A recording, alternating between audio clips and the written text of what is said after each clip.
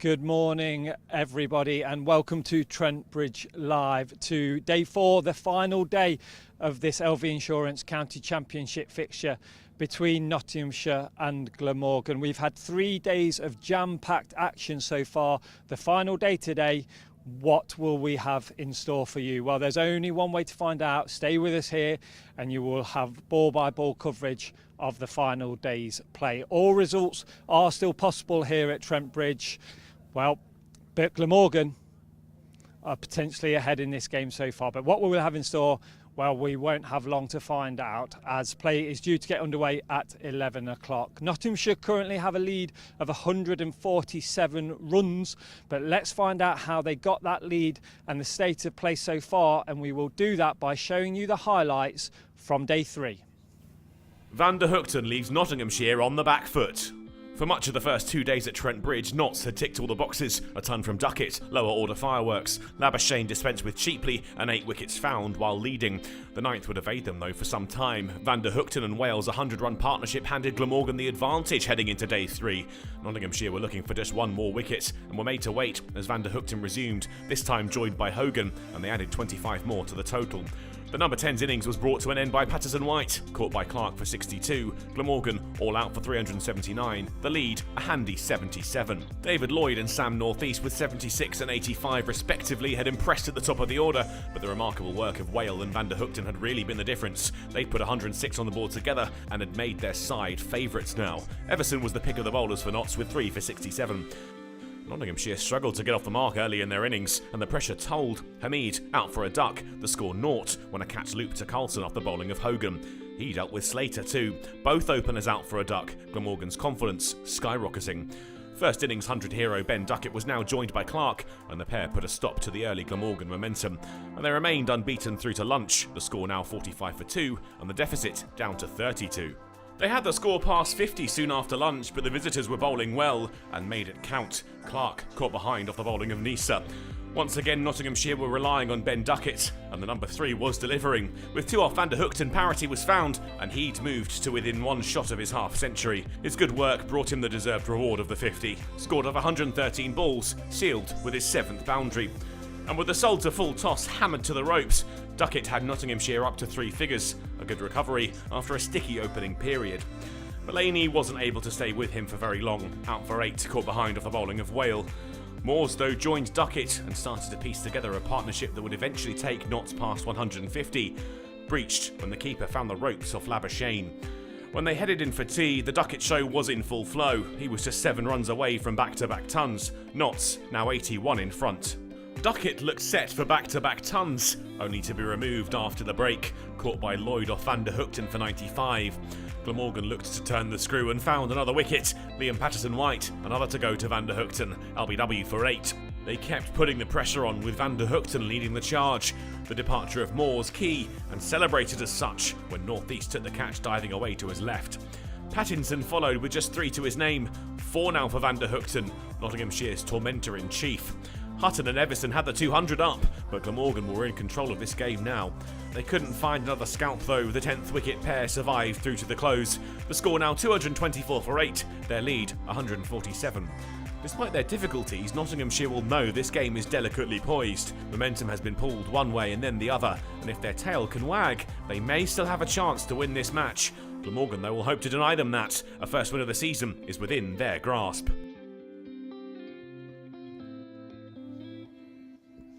So as you saw there, the highlights. Nottinghamshire will start day 4 on 224 for a lead of 147.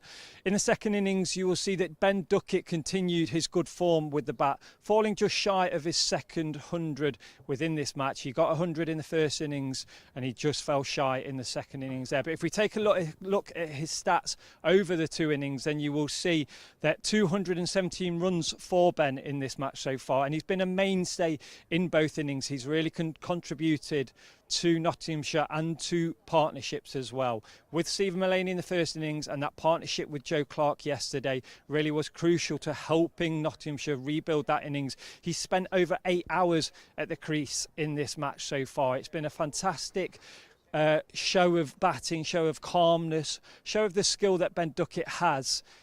in his locker. And also it's been a special game for Ben this week as well, because it means that he has passed a milestone when it comes to first class runs. 7,000 runs Ben has achieved so far, and at just a tender age, yes I did say the tender age of 26. It's been absolutely fascinating and fantastic to see Ben in this form so early on in the season, and I'm pretty sure there is a lot more runs to come from Ben throughout the 2022 campaign as well. But our congratulations goes to Duckett, and obviously well done from everybody here at Trent Bridge Live. Now, the state of play, as I've mentioned many a times already, is Nottinghamshire lead by 147 runs. But what does the head coach Peter Moores think of the game situation so far? Well, he caught up with the Trent Bridge media team last night. Let's have a listen to what he had to tell them.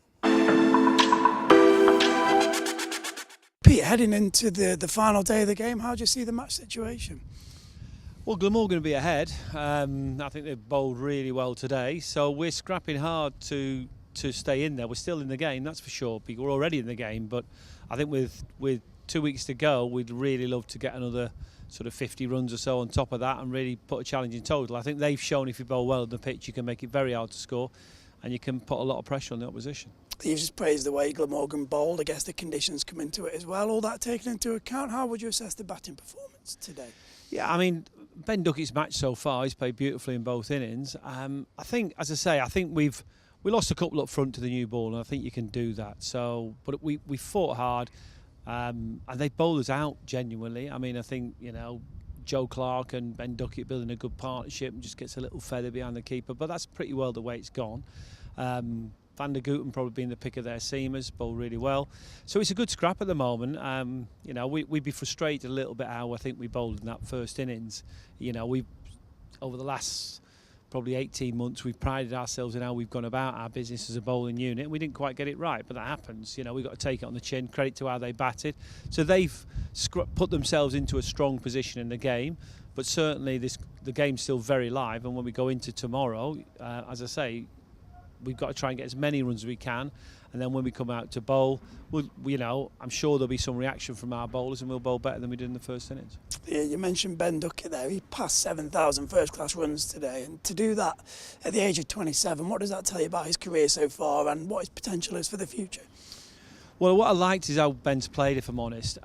He's worked so hard on basics, all sports. Coaches gone about basics, but he has worked hard at, in some ways, really tied him his game, and it's a different sort of knock from Ben. He's had to really work hard on this. He's had to leave well, be patient at times, get through some really good spells, and he was a sort of mainstay of that first innings for us, and then again today. And I think that being able to play flowing innings, aggressive innings, grafted innings, and sometimes taking different situations to pick and choose when to go at the bowlers. He's taken every opportunity he can to score, but there's been periods of the game when it's been very challenging because of the way they've bowled, and he's stuck in there and got through. So really pleased how he's played in the game, but really pleased in how he's going about his cricket, now he's preparing at the moment, now he's getting ready to play, so he looks like a mature player. It tells you he's been through quite a journey as a player so far. I think, started as a young player, always had great talent, but he's starting to really be able to put that into a consistent method and technique, I think, that will really stand him in good stead. We've seen Joey Everson sort of hobble out there with an injury and really get stuck in. What does that tell you about the way he approaches the game? Oh, Joey's a wholehearted player, we know that, and I thought he played beautifully tonight. He played the situation, because, as I say, pressure on, and credit to, I think that at the end, Brett Hutton batting with him. But yeah, Joey's got a sore foot. Hopefully it's nothing major. We don't quite know yet, but testament to Joey, he's focused as a player. He's hard. He's a tough youngster, that's for sure. But he's also he can focus. And when today was about getting out there and really applying himself and building another partnership, we'll need him to do that again tomorrow morning with Brett. Try and keep chipping along those runs, and obviously the same when Dane Patterson gets in. Yeah, and how important could that partnership at the back end of the day prove to be? Well, we thought 150 was the first time to get competitive. We'll keep building on top of that. The more runs we get, the better chance we've got of putting them under pressure.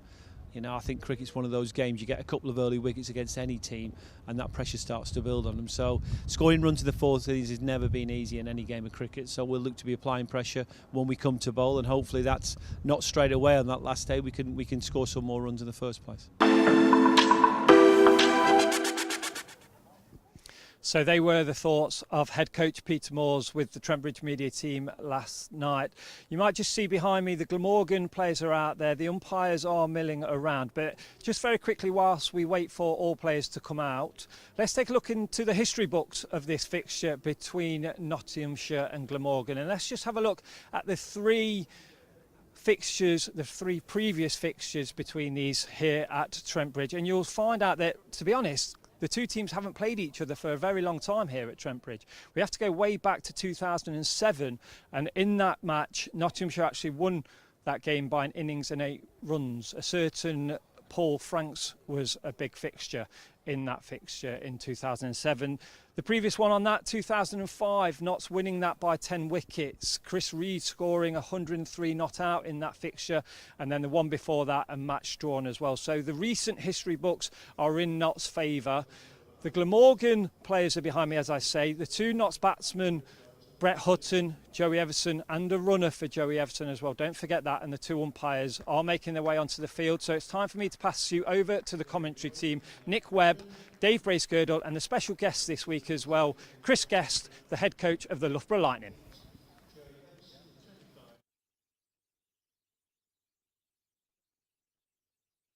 Setting the day up nicely, those of you watching and following the game on the live stream. Coverage, of course, available, audio commentary via the BBC Sport website and app, however you're with us. Absolutely delighted to have you along for the last knockings, so to speak, day 4 of this LV County Championship Division 2 game between Nottinghamshire and Glamorgan. It's been a while since the two counties have played in first-class cricket. Very much enjoyed the contest, and I suspect those of you that have just a little bit of a following and a fancy and a favouritism for Glamorgan will be enjoying it rather more as we head into this final day, because there's no denying that Glamorgan are the side in a position of strength. Nottinghamshire in their second innings, 224 for 8.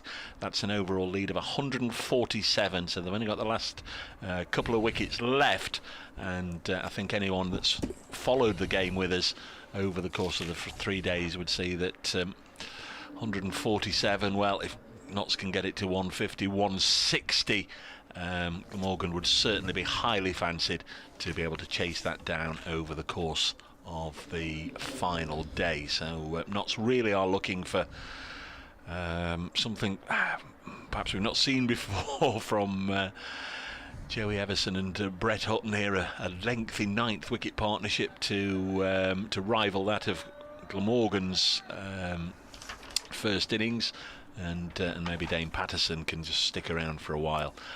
Nick, I beg your pardon, Chris Guest is here with us. We'll bring him in later, and Nick Webb's beside me as the first ball of the morning goes through to the keeper. Sorry, Nick, a little tardy. Voice of cricket in Wales. A very good morning for the fourth and sadly the final time in this round of matches. Thank you, Dave. Good morning. As Taylor bowls, and that's pushed away on the leg side by Hutton. No run. 224 for 8. The lead is 147 runs. Taylor is in again to bowl to Hutton, who plays it back to him. Interesting that Callum Taylor is opening the bowling with a relatively new ball, because Glamorgan are +2 on the over rate, so they don't need to bowl spin, but they've chosen to do so as the best method of getting early wickets, which is an interesting decision by David Lloyd, who's standing at slip at the moment. There'll be an update for BBC Radio Nottingham fairly shortly, the first of the morning. We'll give way to Dave when that happens, as Taylor bowls and Hutton hits it back to him. No, he's been unable to stop fully in his follow-through. The ball runs up to deep mid-on, and the Nottinghamshire scoreboard is moving for the day at 225 for 8. Hutton moves on to 14. Everson on to strike. Batted 5 in the first innings, but 9 in the second innings with a foot problem. And he's got a runner, Hasib Hamid, who is lurking out at square leg away to our left, about 30 metres away. Taylor is in from the pavilion end, and a dead bat from Joey Everson to finish the first over. 1 run scored, 225 for 8, Happy Easter, Pasc hapus I bawb. Thank you, Nick. Here is that update then for BBC Radio Nottingham. 2:25 for 8 the score. Yes, Glamorgan very much in the box seat as we enter the fourth and final day of this. What's been a very intriguing game between Notts and Glamorgan. Nottinghamshire certainly need some runs this morning. Their last couple of wickets are at the crease. They're 225 for 8. That's a lead of only 148. This has looked throughout the game to be a very decent surface to bat on. So Glamorgan will fancy their chances of chasing this down once they've dismissed Brett Hutton, Joey Everson and last man Dane Patterson. Notts at the moment batting on 225 for 8. And Tim van der Hoogten, yesterday's main strike bowler for Glamorgan, who is going to start off from this Ratcliffe Road end. Interesting that he was keen to share the credit round, said all the Glamorgan bowlers were outstanding, he said. Mentioned Nisa, 19 overs for 25 runs.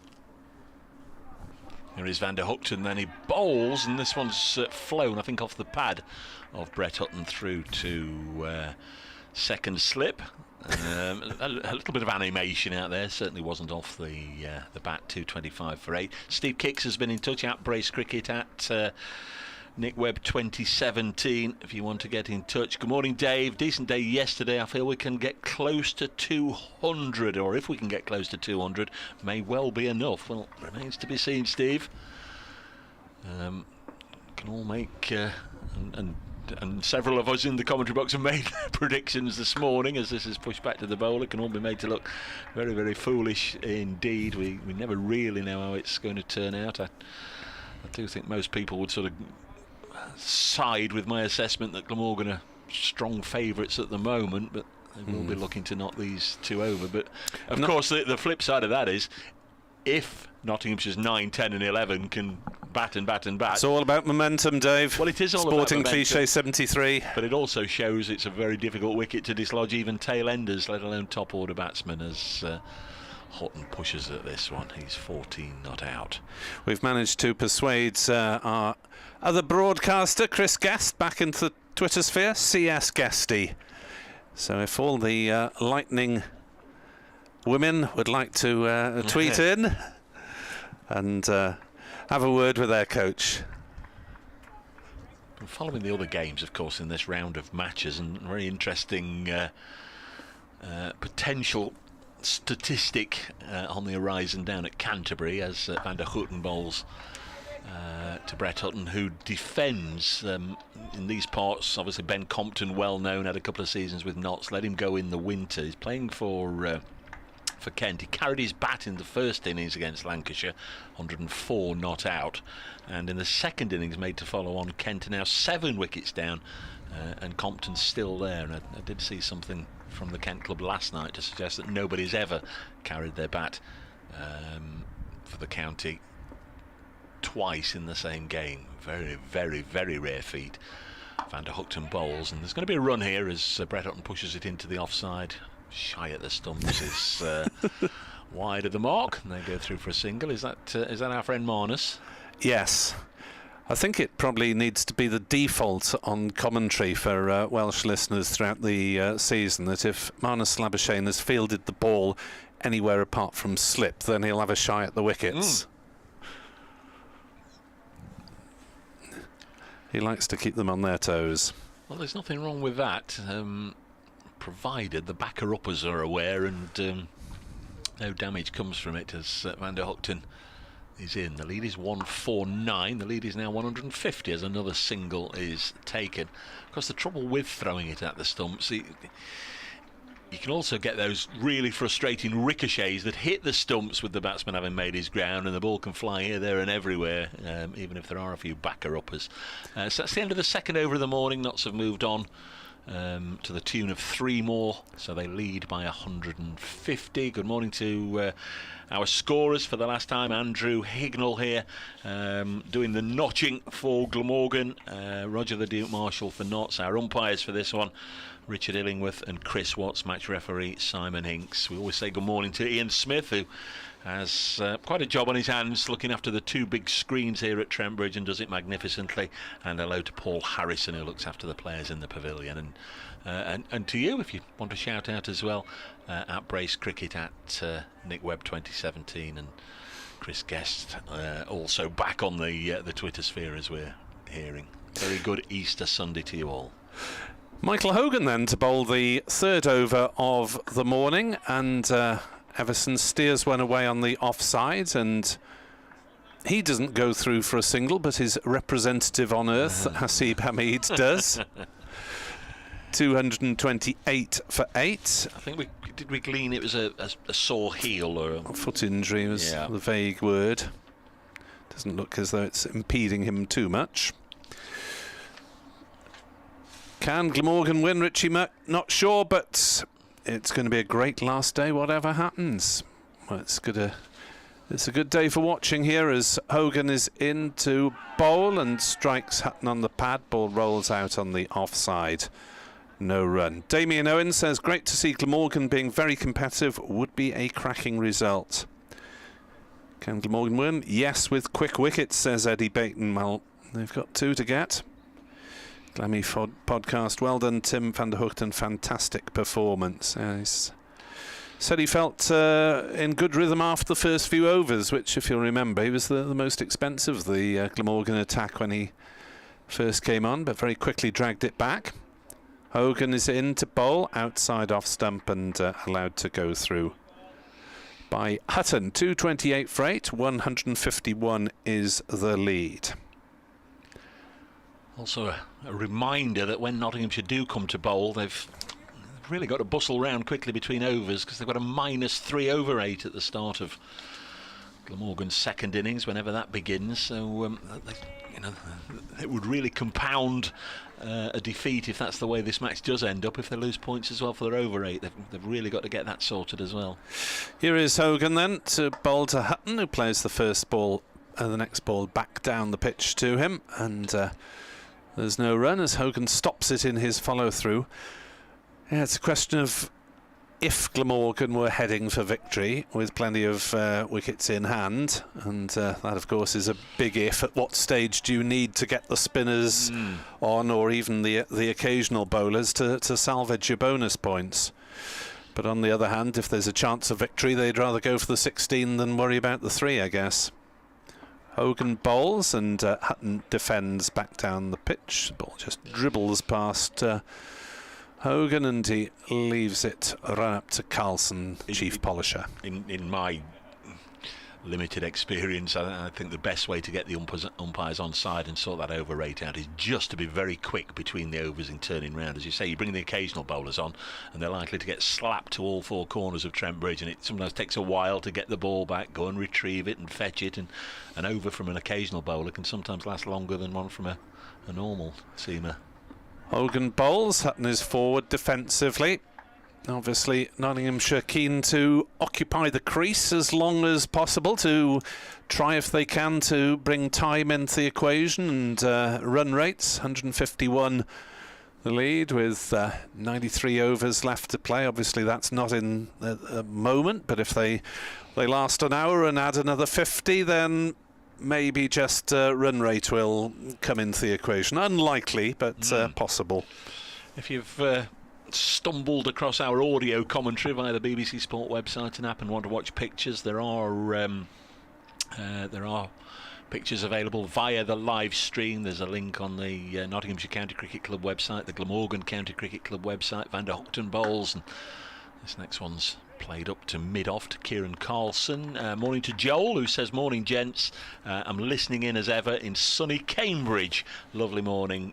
Looking for Nottinghamshire to battle to an 180 plus lead, and then let Pato have a bit of a go at Marnus. Go on Notts. Of course, to get to Marnus they would have to prize apart the openers, David Lloyd and Andrew Salter, and Labashane and North East, you fancy the big fish at 3 and 4. Van der Hoogten bowls wide of the off peg, and it goes through to Chris Cook, who's had a decent game with the bat. He'll also with the ball, I beg your pardon. He'll also be looking if he gets an opportunity. Just to add some runs because he made naught in the first.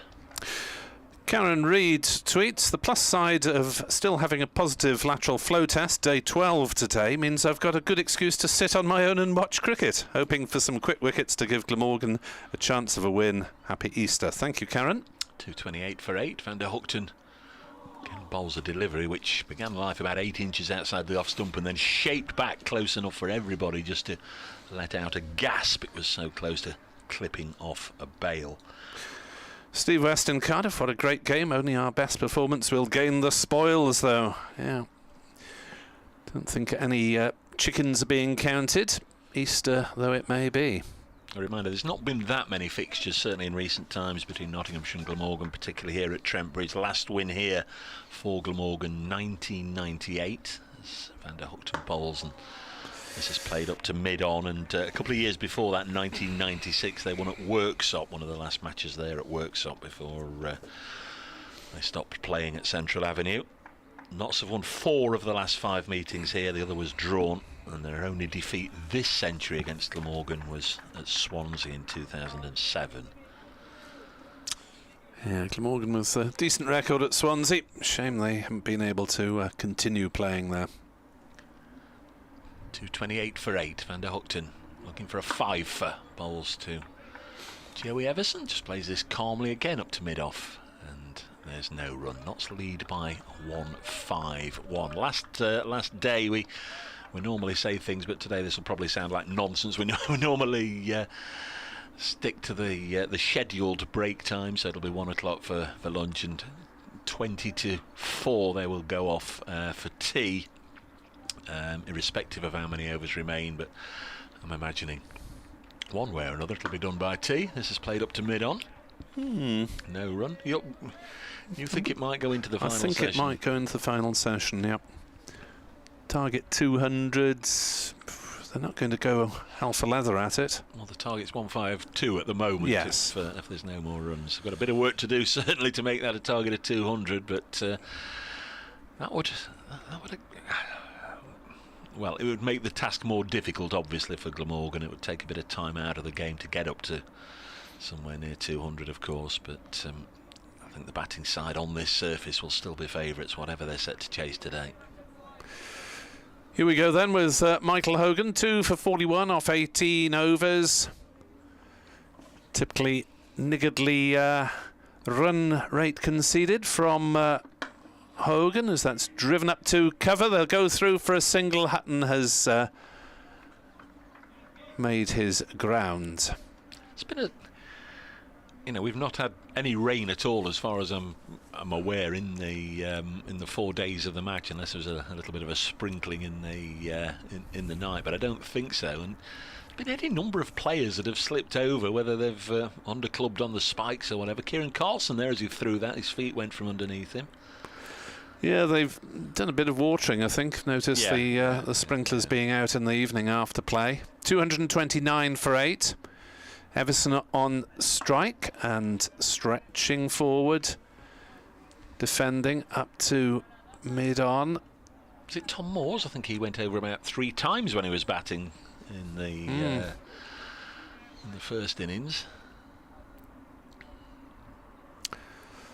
So there are 2 slips. Labuschagne at cover is saving the Singland shadow batting.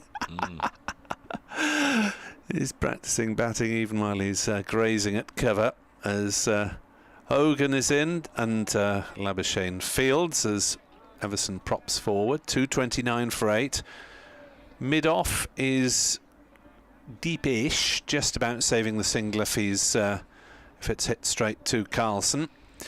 Likewise mid-on. Square leg is back on the fence. Looking at the man at square leg, I realise that it is the runner, Hasib Hamid. Fine leg back on the fence, as is or the boundary, towards the boundary, as is cover point and third man. Hogan bowls, glanced away on the leg side, down to fine leg by Everson. He picks up a single. 230 for 8, 6 added this morning. 153 the lead. Two results yesterday, of course, from this round of matches, both in Division 1. Essex defeating Somerset and Surrey defeating Hampshire. So there are two matches in Division 1. Gloucestershire playing Yorkshire at Bristol. Gloucestershire 267 for 6 in their second innings, lead Yorkshire by 118, and Kent 85 for 7 following on against Lancashire. Still trail by 161, and Ben Compton still at the crease. Formerly of this parish, as Hogan is into bowl and Hutton plays to mid-on. No run, no alarms this morning really for the Nottinghamshire batsman. A couple of strikes on the pad, but no serious appeal. Two games, of course, two other games in Division 2 at Derby. Sussex following on, really making a decent fist of it. 285 for 2, big century there from Tom Haynes. Cheteshwar Pujara is unbeaten as well. He's past his 50. Sussex trail Derbyshire by 46 now. Hogan bowls, and I think he picked the outside edge, although Hutton tried to turn it into a leave. One hand off the bat eventually as he pushed forward, maybe doing him an injustice. 230 for 8 at the end of the over. Everson has 28, Hutton has 16. And these two have now added 43 for this ninth wicket. So as with Glamorgan, the ninth wicket proving productive. And the only other game is at Chesterley Street, where Durham declared overnight Leicestershire set to score 395. They've obviously just started their 5 without loss. So we'll periodically bring him up to speed with what's happening elsewhere, as Van der Hoogten is in, bowls a shortish delivery which gets big on Joey Everson, draws the bat inside the line just to make sure he didn't nick it on its way through to Cook, who has 2 slips alongside him. Down to their right and behind is a third man. There's a deep backward point, an extra cover and a mid-off, and fairly routine. I was going to say 3 on the leg side, and then you look and see 4 people in whites, but of course one of them is Asiba Mead, the runner. He ought to be wearing a bib for the ease of commentators, yeah, shouldn't he? Yeah. 230 for 8. Van der Hoogten bowls worked away towards the unbibbed Asiba Mead, who moves out of the way and runs down the 22 yards to complete another single. And Nottinghamshire 231 for 8, leading by 154. I bet there's a few people waking up feeling rather stiff and ginger this morning with first games of the season for a lot of people as club cricket springs back into life. I'm wondering if one of them is Carlos Brathwaite. He didn't do much, did he? There's Van der Hoogten bowling and playing a miss. You may have heard Chris Guest say yesterday that he'd had notification that Carlos Brathwaite was playing in the Birmingham League, and on his debut for his new side, he got a first ball duck. That's doing the rounds on Twitter. A bit of a wild swish to his one and only delivery. He was caught in the deep and then didn't take any runs, and you just wonder how much he's being paid for the privilege. I know I'm sure he didn't mean to get out naught first ball, but if he caught on the boundary edge, it perhaps not the example they were looking for. As a little bit of limbo dancing here from Brett Hutton, who has to crane his neck right back, and well, he would have done a good job there getting under the limbo bar, wouldn't he, and make sure the ball doesn't clip him on its way through to Cook. 231 for 8. Yes, obviously wanted to make an impression, but getting caught on the boundary first ball is maybe not quite that impression. But whoever bowled it and caught it has got a story for life now. Very much so, yeah. 231 for 8. Hutton has 16. He's played this nicely. Down to third man. Wonder if they'll run for 2. I think there were 2 there. Yeah. In fact, I'm pretty sure there were 2, but they don't decide to take the risk. So one more. Brett Hutton on to 17. 232 for 8. Notts lead by 155. Yeah, Shane Warne, I think, played a few games of club cricket in Bristol, and I know the club were in a sort of South Wales and West League at the West of England League at the time, and I think there's at least one club cricketer in Wales who dines out on the time he hit Shane Warne for 6. Here's the next ball. This is pushed into the leg side. They'll take a single. I've brought it up several times before. 2-3-3 for 8 when I played a bit down in Devon in the 80s. We played against Somerset, and it was a Joel Garner testimonial match, and got the first. We got the first wicket down, and Viv Richards came marching to the crease and said, "Oh, here he comes, here he comes." And there was a decent crowd in a testimonial match, so they played a bit of money on the gate, and somebody just sort of quipped, "Crikey, what happens if we get him out first ball?" And a lad, a decent quick bowler by the name of John Warne, ran in, found the outside edge, threw to the keeper, and not one of us appealed. We were all absolutely gobsmacked, and the umpire didn't know what to do and didn't give it. And Viv just let out a big smile and then said, "Thanks, boys." And the crowd wouldn't have known. And then he whacked it around for an hour, 60 or 70, and then lo and behold, he got out the same combination as when John Warne came back on. He got him. Everson is in and hitting that one away rather as Hogan was in, and I'm still trying to adjust the fact that he's got a runner on the field. It really does complicate the movement. It's a single taken anyway. 234 for 8 as he played it out to deep cover. Yes, there won't be too many club cricketers that have got Viv Richards out twice in the same afternoon. 234 for 8, Hutton 17. Everson is on 31. As he leaves this one, Hutton and his bowls. That's come back and hit the off stump.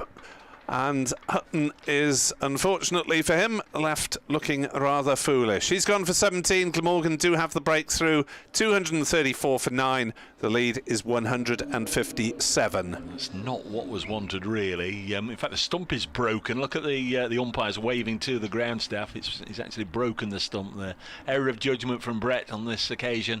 Batted for an hour and a quarter. Faced 56 balls, 2 fours, but he's at least the second batsman in this game. Marnus Labuschagne, who actually fell to Brett Hutton. Yeah. Shouldering arms in the first innings, and now Brett Hutton's done exactly the same.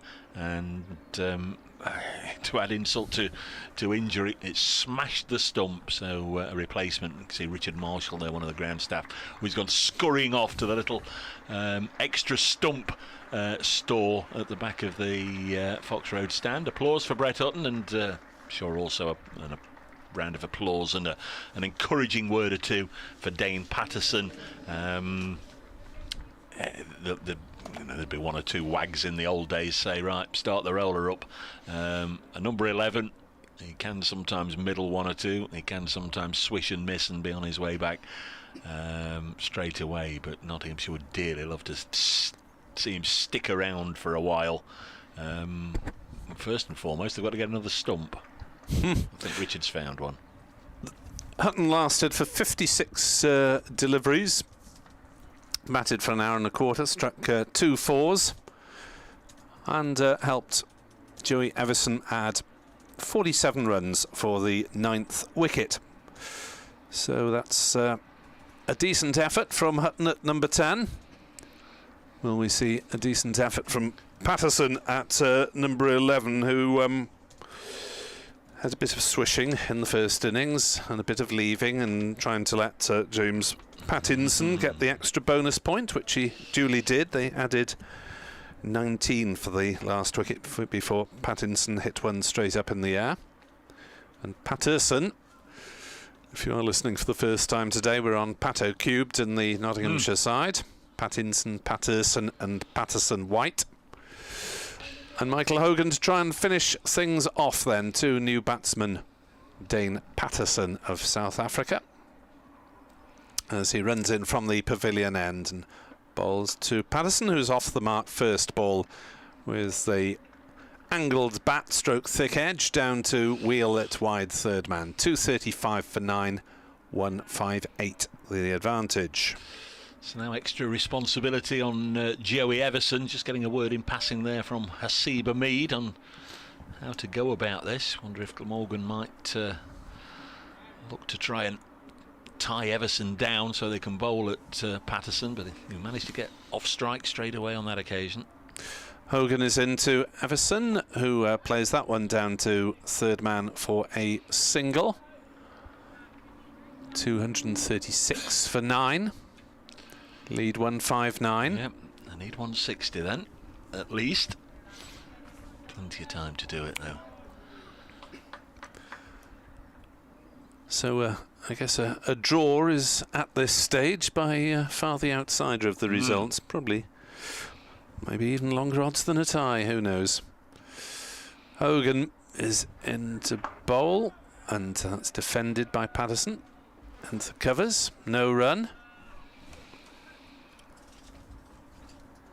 As he looks to add to his 4 not out in the first innings. Hogan now has 3 for 46, Van der Hoogten 4 for 56, the principal wicket takers. 1 to Michael Nisu, really bowled superbly, 19 overs, 1 for 25. 1 to James Wheel as well. Nothing for the spinners, Salter and Taylor, or the seam of Labuschagne. There's Hogan now with 2 slips in a gully to Patterson, who plays that one gently up to mid-off. Last ball of the over, so they don't attempt a single. 236 for 9 are Nottinghamshire, leading by 159 here on BBC Sport Online and via the 2 county websites. As Glamorgan have 1 wicket in the first half hour or so. I think I'll give way at this point to Chris Guest, head coach of Lightning women's side. And he is now back on Twitter at CSGuesty. Give him your thoughts, ladies and gentlemen. Thanks very much, Nick Webb. More from Nick before too long. Could very well be a big old day for Glamorgan cricket, and I'm sure Nick will very much enjoy it if that is the outcome, as this is pushed back by Everson and there is no run taken here now. There was a lengthy debate again between the 2 batsmen and Asiba Mead, who's out there as a runner, and they've come up with a bit of a tactic here. They've decided not to take a single, although it was pushed very deep to Kieran Carlson, deepish mid-off, an easy run, but they didn't take it on that occasion. Here's Van der Hoogten again, looking for his 5th wicket of the innings. Bowls, and Everson plays it to deepish mid-on, and again they don't take a run. Very good morning, Chris. Welcome back to the commentary box for the last knockings, we presume, of the Nottinghamshire innings. Yeah, morning Dave, thank you for having me again. Lovely morning at Trent Bridge once again, the sun's out, and a good start from Glamorgan, you'd say. Yes, the 1 wicket they've almost been gifted it. I don't know how much you saw of it at the back of the box, but error of judgment from Brett Hutton just shows how much Michael Hogan was moving the ball. This one goes through to the keeper from Van der Hoogten. Where are we? We're about 11:30. I'm sure there'll be a Radio Nottingham update in just a second, and looks now as if 3 balls through the over.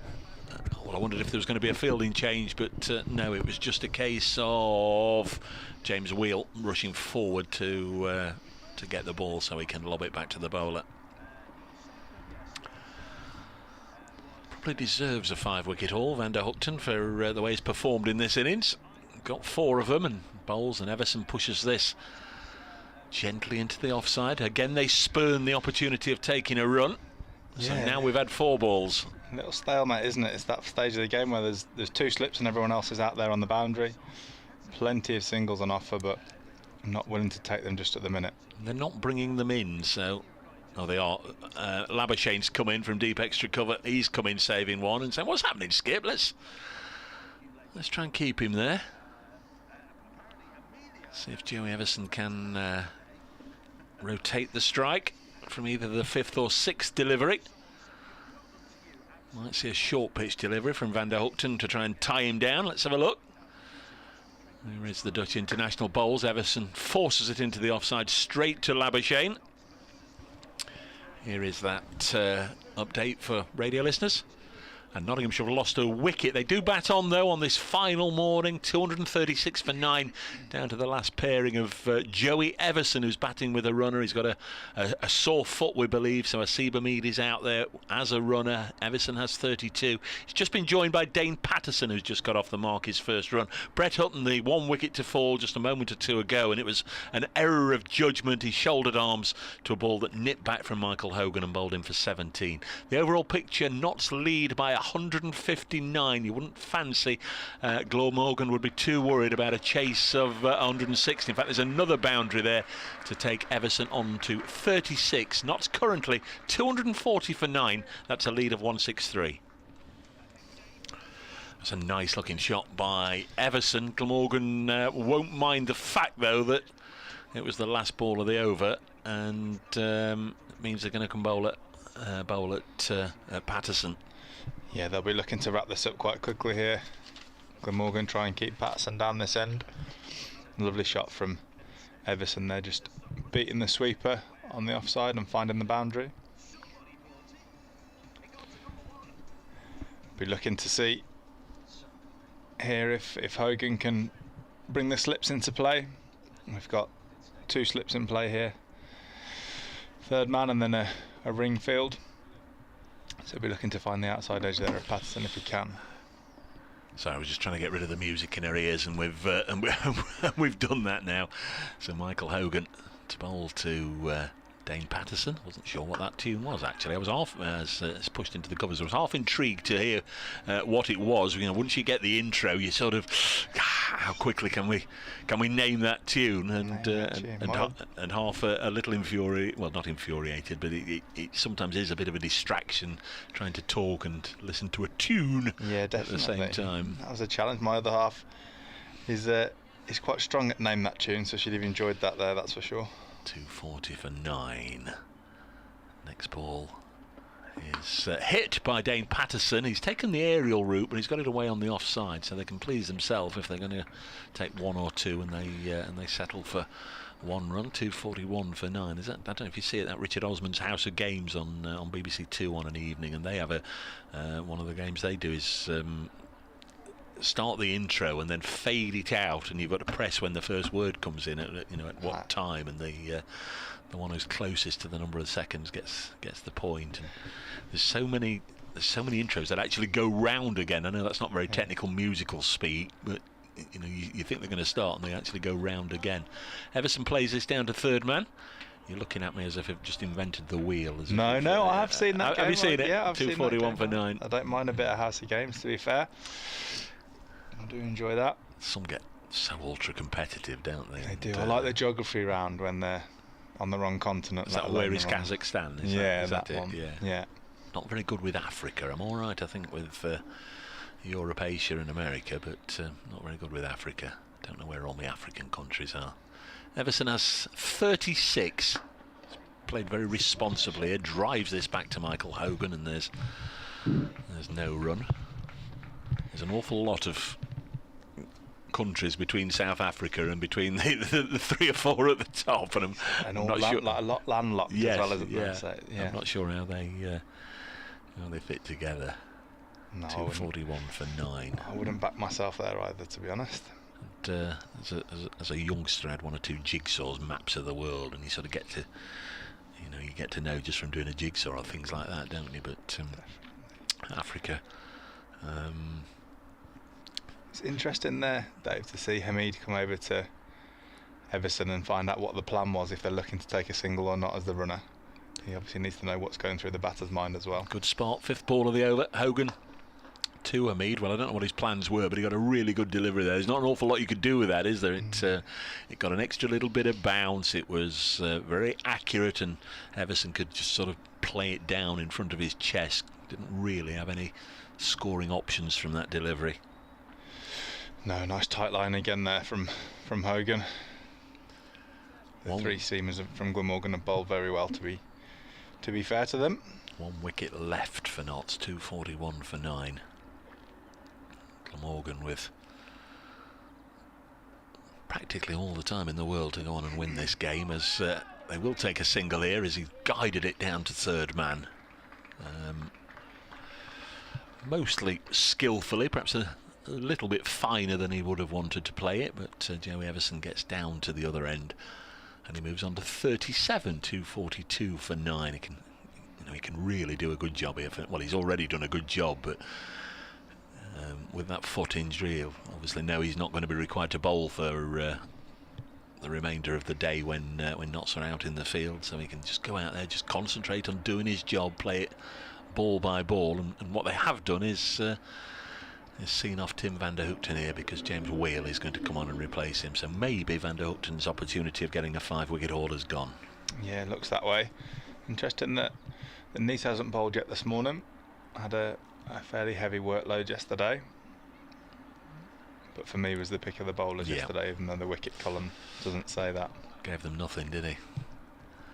So Whale, former Durham man, he hails from Middlesbrough, I think, up in the northeast. A long spell with Durham in the COVID summer, the Bob Willis Trophy season. He played for Leicestershire. He's in, bowls wide of the off-peg. Everson drives handsomely for no run, even though it's gone all the way out to the boundary rider away to our left. And first ball of the over, they don't take a run.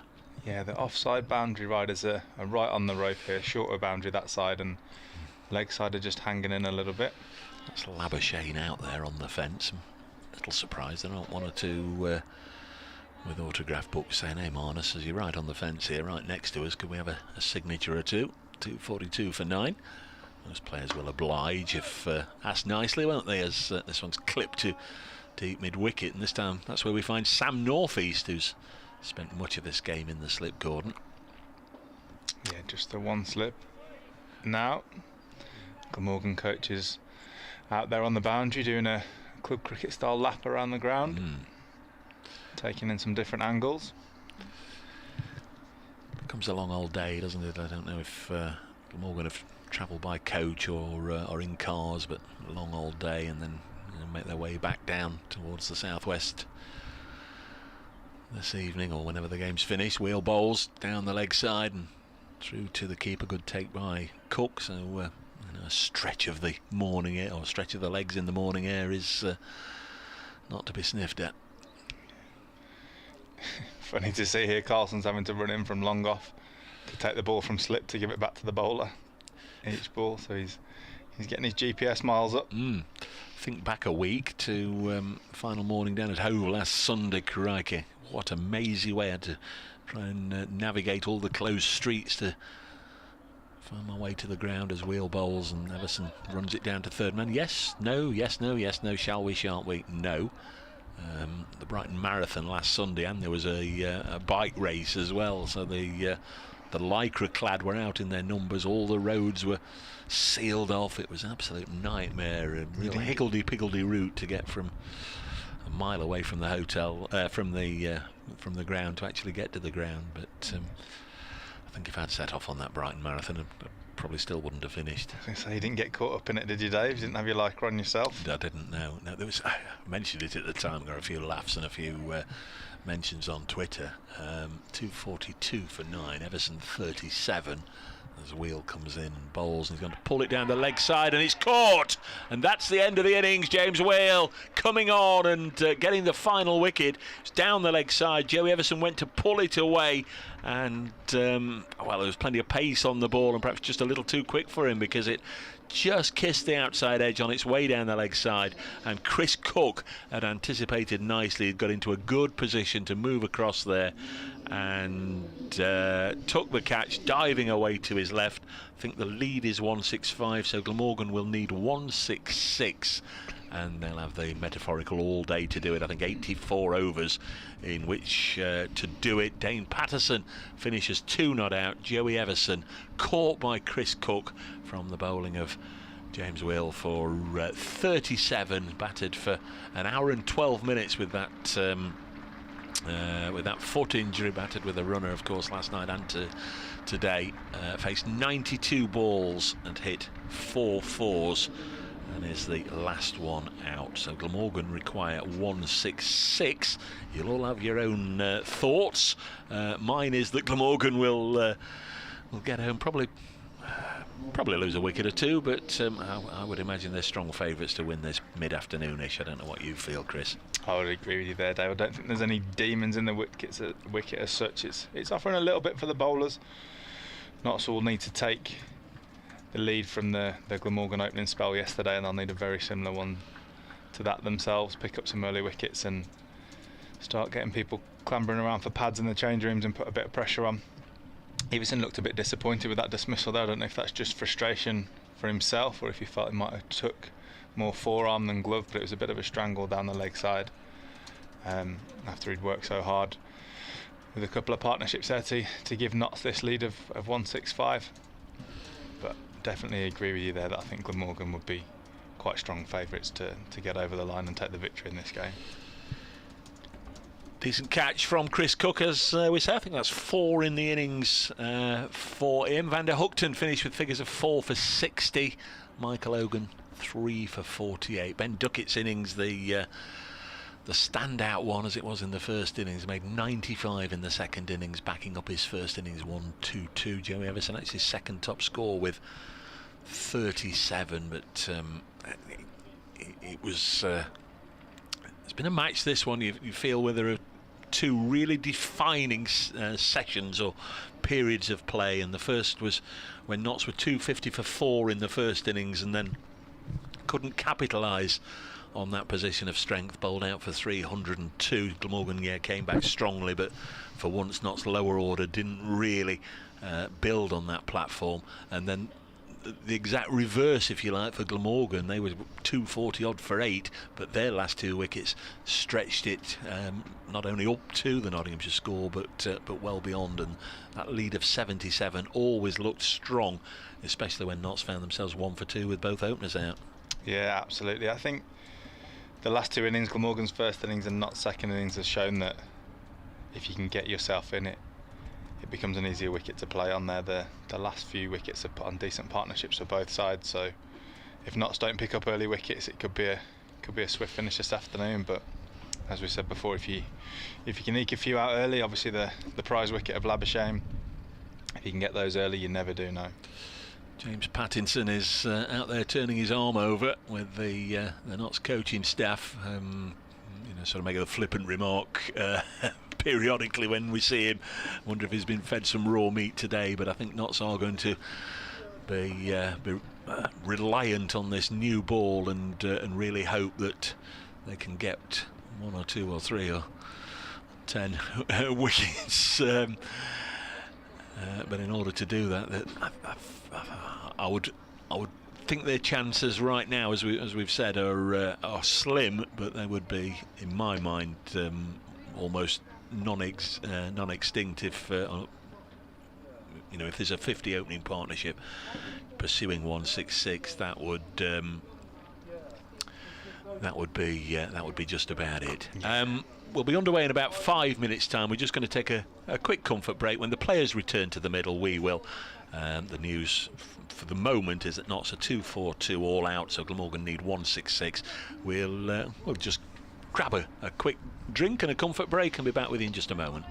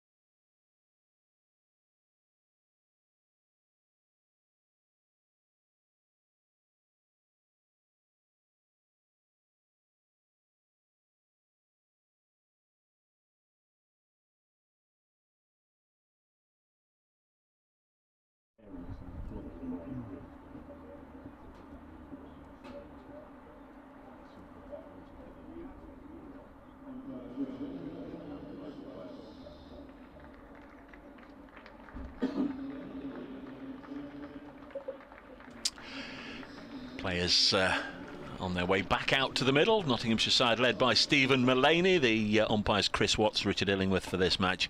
And the Glamorgan openers are too far away for me to identify right now, but I would imagine there's no reason we know of that it's not David Lloyd and Andrew Salter, the designated pair. Yes, in fact now the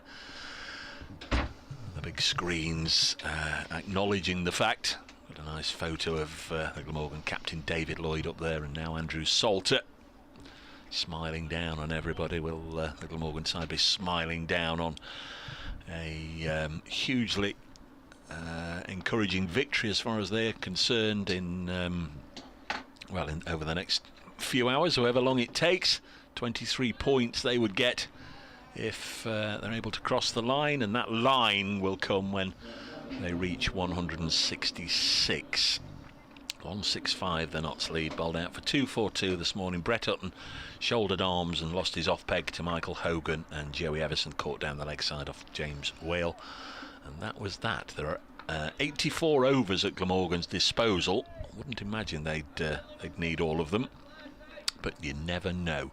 Notts, remember, -3 on the over rate, and that's going to need some tinkering with, Chris. Yeah, very much. They'll have to have that in their mind as well, but to start the wickets will be the key. Brett Hutton to bowl the first over. David Lloyd drives back to Hutton, feels nicely off his own bowling. Yeah, Notts have gone in with the 3 slips here. Again, looking to bring the batters forward, bring the edge into play. Got those 8 hands ready behind the bat there to take any opportunity that comes their way. We saw a little bit of extra bounce from this end yesterday, and that's what they'll be hoping for again. Hutton again from the pavilion end. Good crowd in, not as many as days 1, 2 and 3, I don't think, as Lloyd played very well in the first innings. Pushes this into the offside. Over rate's not really a thing in the women's game, is it? Not as much, no. Like we said, has it just been white ball cricket? It doesn't really come to the fore, to be honest. It's not the 35-yard run-ups either that you you sometimes see in the men's game.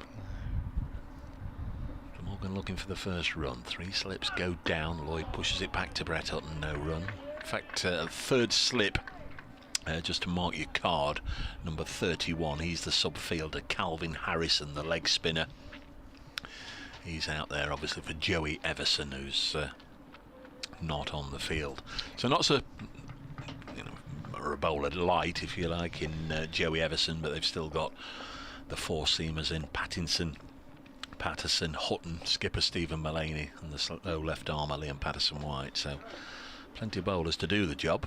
Just got to find the right combination. Hutton into Lloyd, and again he's just rocking forward, blocking it back to the bowler. Nobody else getting involved in this over, really. No. Bowler bowls it. Batter plays with full face, defends it straight back to the bowler. Bowler picks it up, goes again. Well, it's one way of getting through the overs quickly as well, isn't it? They need wickets. They need the boost, I guess, of getting a couple early. A lot will be on the shoulders of James Pattinson. He's always likely to go for a few runs, but he might get you a wicket or two. Next one is past the outside edge for the first time. Just to fancy a little bit of a way shape there from Brett Hutton as it goes through to the wicketkeeper. Of course, Hutton showed that he can bring one back in the first innings when he got Labuschagne, one that he was leaving. Yeah, that's what they'll need to do, is bowl with discipline. They obviously need wickets, but if they go searching, it could give Glamorgan an opportunity to get off to a good start. So they just need to stay disciplined and hit those lines and lengths that he's just bowled there. Hutton in again, final ball of this opening over, left alone, and 166 from 84 overs becomes 166 from 83. Build the tension. Pattinson is, well, he's rushing to his mark, so whether that's a sign of his eagerness or whether a sign of the fact they've all had a bit of a rocket, let's make sure we race round between overs. I suspect it's perhaps a little bit of both. He'll know he went for a lot in the first innings. Was it one for 105, something of that order? He'll be desperate to get amongst them early on, and I know you weren't with us, Chris, but second ball of Glamorgan's first innings, Pattinson thought he had a wicket, an edge, David Lloyd edging to second slip, Ben Duckett pouched it, and the umpire was stood there with his arm outstretched, and no ball. So the worst feeling. Yeah, he had a little bit of a love-hate relationship with umpire Chris Watts in the first innings. He's got Richard Illingworth, of course, at this end, who I'm sure will also be looking for him overstepping. So Pattinson into Salter, and it's just played up to Hutton at mid-off, and there's no run. They've both gone a little bit fuller than I maybe thought they would in these couple of overs so far, or 7 balls so far, should I say. They've been enticing the drive, but perhaps just a fraction too full at the minute to be able to find that edge. The batters have been able to get forwards and comfortably play the first 7 balls that we've seen. Pattinson down below us at this Radcliffe Road end. Salter with bat held aloft, baseball style, brings it down and doesn't make contact. It's perhaps closer to the, or appeared closer to the bat than he actually was there. I think he was comfortably leaving it alone. But I think he'll be glad he didn't hit it. I think that was another no ball. Was indeed. Second ball, a no ball again. It was indeed. A bit of relief that didn't find the edge, because that might have sent him over the edge. So Glamorgan are up and running. 2 on the board. My word. No real excuse for it, is there, as Pattinson is in, bowls and slammed away through the offside for 4. That's 6 runs on the board, and usually you see that sort of thing happen after a no ball. Richard Illingworth's having a bit of a look at the mark as well, and already the first chat between bowler and umpire. Plenty of that with Chris Watts in the first innings, as Pattinson threatened that line on any number of occasions. He's certainly giving it a chance, isn't he? He's getting the ball right up there, allowing it to move, but I say it just feels a fraction full, and gave Salter the opportunity to lean on that into the covers for 4. There's Pattinson into Salter, nice and full. This time it's clipped away down to long leg. Dane Patterson does the fielding, 7 without loss at Derby. Sussex still making a real old fist of things in their second innings. They're 309 for 2, so they're only 22 behind, having been made to follow on. Tom Haynes, their left-handed captain, good young player, 178 not out. Cheteshwar Pujara, 74 not out on his debut. Mohammad Rizwan still to come, so a bit of quality there. What's our Compton update, Dave? Have we got anything? He's still there because they're only 7 down. We'll have a look in a second. Pattinson comes in, bowls to David Lloyd, helps it from the bat of the Glamorgan captain up to the hands of the Nottinghamshire captain Mulaney at mid-on at Canterbury.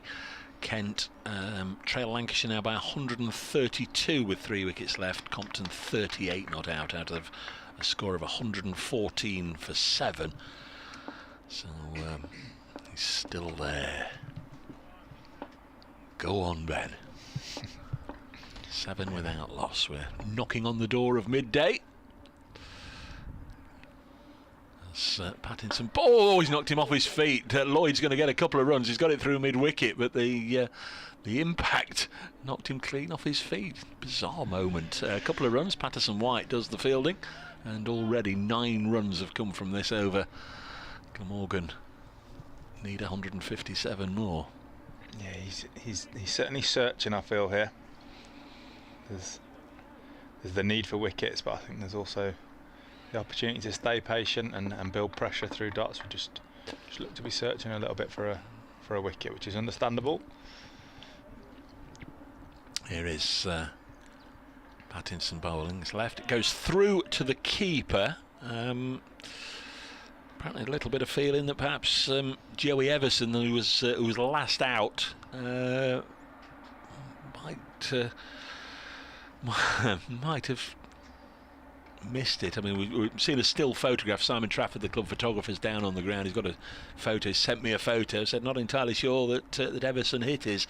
All I'm looking at is a still, and the ball is a good few inches away from both bat and gloves. But of course, we don't know what's happened either before or afterwards. But maybe Joey got a poor one. Maybe he did nick it, but it won't alter anything as Hutton comes in and bowls as at least one here as Salter plays it down to third man to Dane Patterson.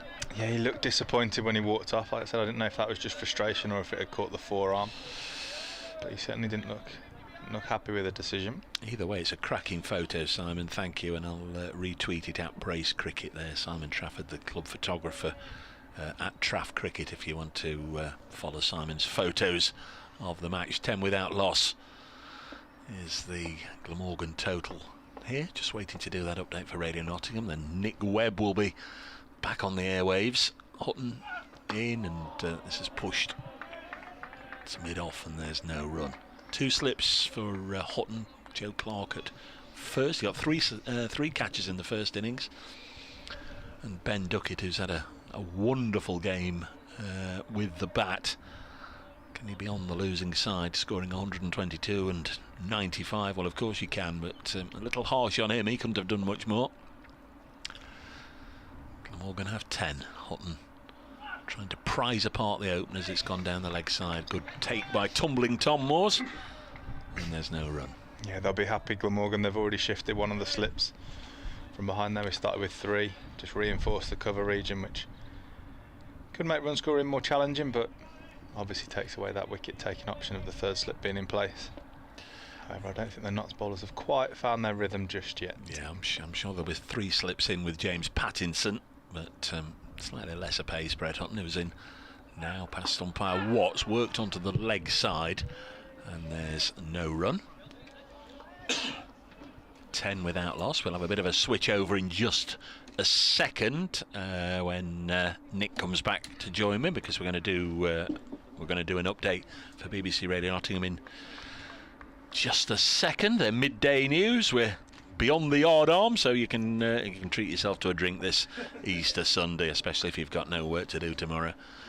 Have a drink on us. 10 without loss. Lloyd has 2. And now he's got 3, as this is helped away to deep backward square to James Pattinson. 155 more runs now required for what would be a A memorable Glamorgan victory as far as they're concerned. Drew with Durham last week in a rain-interrupted game down in Cardiff. Notts getting the better of Sussex in Hove. Salter has 6. Brett Hutton to bowl to him. It's defended.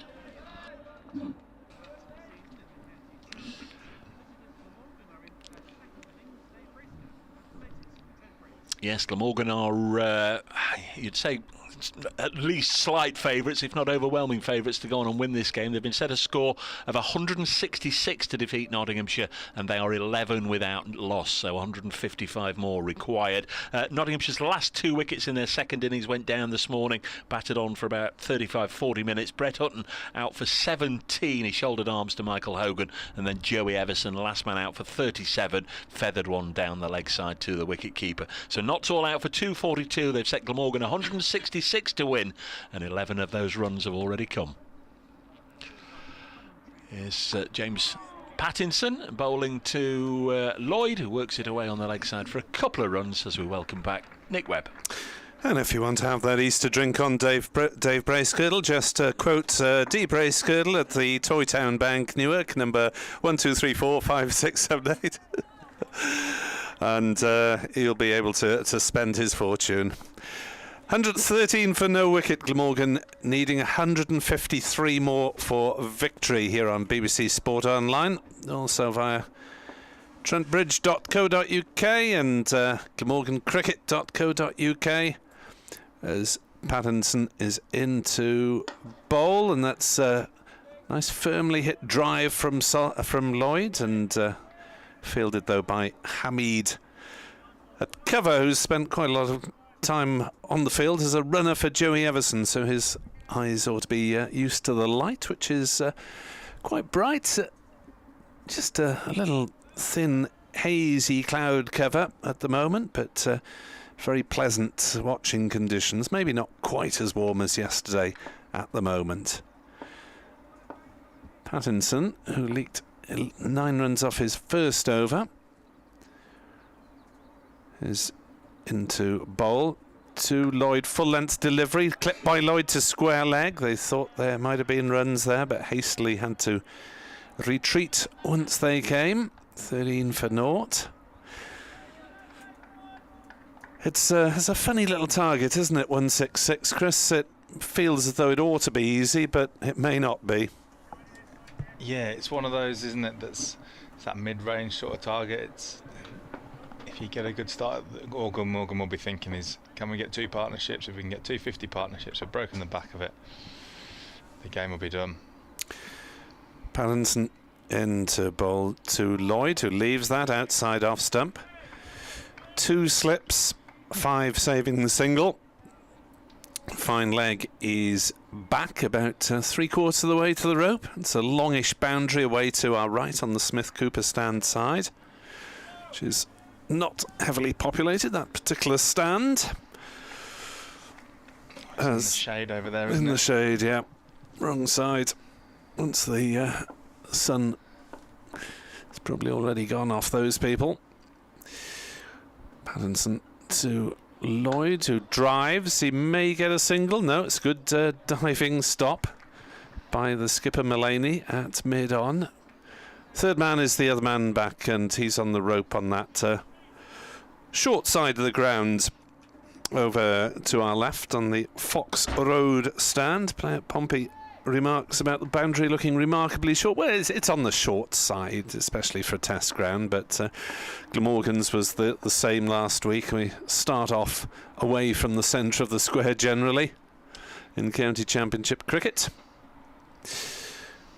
There's Pattinson bowls, and that's slapped through the offside by David Lloyd. Hasn't quite timed it, but he'll pick up a couple of runs, or will it just roll for 4? It's a 3 runs, and slightly inelegant but effective in that it saved 1 stop from Brett Hutton, sprawling stop, and they've come back for 3. 16 for naught, chasing 166. Yeah, that's the last thing you want as a big opening bowler at mid-off, is a chase down to the boundary. The last ball of the over before you're back on. He's trudging his way back to to give the umpire his cap now to start his third over. But Patterson just dropped a little bit shorter on that ball. He's been very, very full so far. Just dropped a little bit shorter, and the Glamorgan batsman just leant on it and picked up 3 useful runs. Pencoid John on Twitter says Glamorgan have been the best team for 7 sessions out of 9. Hope they can see this through. Showed during COVID we could compete with Division 1 sides. It's a good point that Glamorgan's stronger performances last year, as Hutton is into bowl, and that's allowed to go through by Lloyd. 2020 they were pretty poor in the red ball stuff, albeit that was a very short campaign, 5 matches. Last season, Glamorgan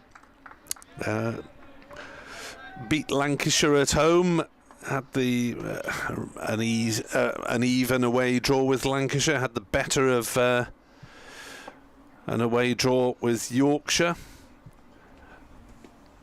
As in comes Hutton, bowls, Lloyd turns on the leg side, they'll go through for a quick single. Salter had to hurry there, and he might have been in trouble had that one hit, but it was from absolutely square onto the wickets, absolutely sideways on one stump to aim at.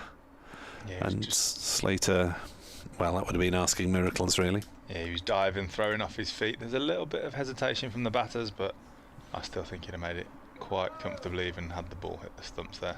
Slater off his feet. 17 for naught, 149 to win for Glamorgan on this 4th day. Hutton is in, and Salter squeezes one past backward point off a thick outside edge. He was looking to play up to mid-on, but they'll accept them all however they come. 18 for naught, Salter to 7.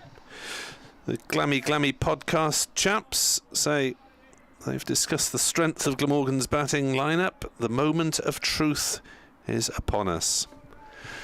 And Stephen Moss, Glamorgan need to persuade the talismanic Hogan to play at least one more season. Can't quite see how they can replace him. As Lloyd defends the next one back to Hutton. No run. I think Michael Hogan is pretty definitely heading back down under to live. And I suppose James Harris will be called upon to fill Hogan's boots in terms of bowling accurately and bowling for long times over the next few years. Yeah, he bowled beautifully, didn't he? Long spells and just metronomic in his action. Hutton bowls, Lloyd leaves, bat upraised outside off stump. Watching Hutton in terms of physique and appearance from this distance is quite like watching Michael Nisa bowl for Glamorgan. Big, burly, bearded, plenty of effort going in. Yeah, you can very much see that. He'd take the spell that Nisa bowled yesterday right now and hopefully find the edge. As next ball from Hutton is left alone by Lloyd outside off stump. The Sharapova grunt of effort from the bowler. 18 for naught at the end of a tidy over, but Nottinghamshire in need of breakthroughs. 148 required for victory. And Nisa 4 for whatever it was, 81 I think in the match. Doesn't quite do him justice, really, does it? Not for me, no. I think that, like I said a couple of times, for me he was the pick of the bowlers yesterday. Just batters were not able to get on top at all, gave nothing away, built pressure from his end and wickets fell at the other end. It was just an outstanding spell, just very, very skillful. Got through with enough pace on the ball, but constantly asked questions of the batters throughout his spell. Pattinson, another big burly Aussie, bowls, and Salter plays on the leg side, and there's no run. I mean, that might be part of the answer to Stephen Moss's question, whether hopefully for Glamorgan, Australia have plenty of seam bowling riches and don't require him during the UK summer this year. Yeah, Glamorgan be hoping that's for sure. He'd be a very useful county bowler, and I'm sure that his games will come when he could have a Craig Overton moment with a 7-for and a 6-for.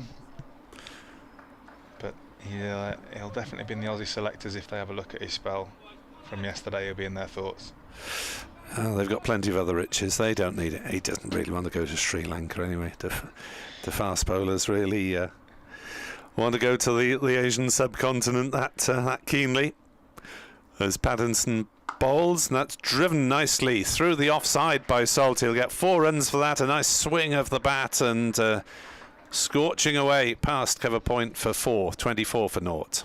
Yeah, it's that length again, like we say. He's definitely asking questions. He's trying to bring his slips into play, almost searching for the wicket, searching for the edge, but it does give those opportunities for the batters to lean on it and find the boundary. And as we've said, that point's gone out to the rope, so we've got a third man and a deep point and a deep fine leg. So they're doing what they need to, these openers. Salter in 11 faces up to the next delivery and chops it down into the gully. That might have been a quick single there in a one-day match, but in a 4-day game, Duckett saving the run. Goody on Twitter reckoning Hogan should have a quick chat with Darren Stevens. He's a few trundling years in him yet. Well, Hogan's rather more than trundling, I think, and it's probably a bit more effort on the body, the pace he bowls, than Stevens, with due respect to Stevens' skill. They did both get fifers in the same match last summer, and I said to Hogan, yeah, look, the other guy's playing, he's 5 years old. He said, no. Pattinson in to bowl, outside off stump, no shot played by Salter. Yeah, I think once the mind's been made up, the body starts to accept it a bit as well, and I think the stiffness will get worse and worse throughout the summer as your mind's accepting that you're stepping away. It will be very hard to replace on the evidence of this game alone. Yes, I always say to amateur cricketers, don't retire if you can possibly help it. But for professionals, it's a very different kettle of fish. As that strikes Salter on the pad, and they'll hustle through for a leg bye, called early by Lloyd. In fact, a little bit of bat, says Mr. Illingworth. Oh, he's feeling generous over Easter, generous to batsmen. Just tucked into the leg side for a single there, and score moves on to 25. Run rate of touching 4.5. Lovely start from these two Glamorgan openers. Yeah, the run rate required in the innings was a fraction under 2. As Pattinson in to bowl to Lloyd, who drives into the offside. Now Nottinghamshire have got a sweep back on the cover boundary, so the sub-fielder Calvin Harrison keeps them down to a single, 26 for naught. Yeah, again that length just to draw the drive, pushing forwards, and good job for Notts that the sweeper was on the boundary, otherwise that was another certain 4 runs. But Pattinson's given it the chance, just needs to find a little bit of movement to find that edge. 26 for naught. Pattinson in to bowl, and Salter squared up by that one. Maybe he brought his bat deliberately inside the line. Through it went into the gloves of Moores anyway at the end of Pattinson's over. He's bowled 3 overs naught for 22, 26 for naught. And I suppose that's the risk you take with Pattinson, isn't it? That things are going to happen quickly either way. Yeah, very much. He's very much of the strike bowler ilk. There is some shape. The ball is still moving for both Hutton and Pattinson, so they'll be hoping that they can continue that. But as it stands at the moment, the Glamorgan batters are countering it very well. The bowling change here with Dame Patterson replacing Hutton. I'm just wondering if Hutton might have a change of ends if Pattinson's still leaking runs from this end. Good shout. It's entirely possible, as Patterson is in to bowl to Lloyd, who's forward, defending firmly up to mid-off, and there's no run.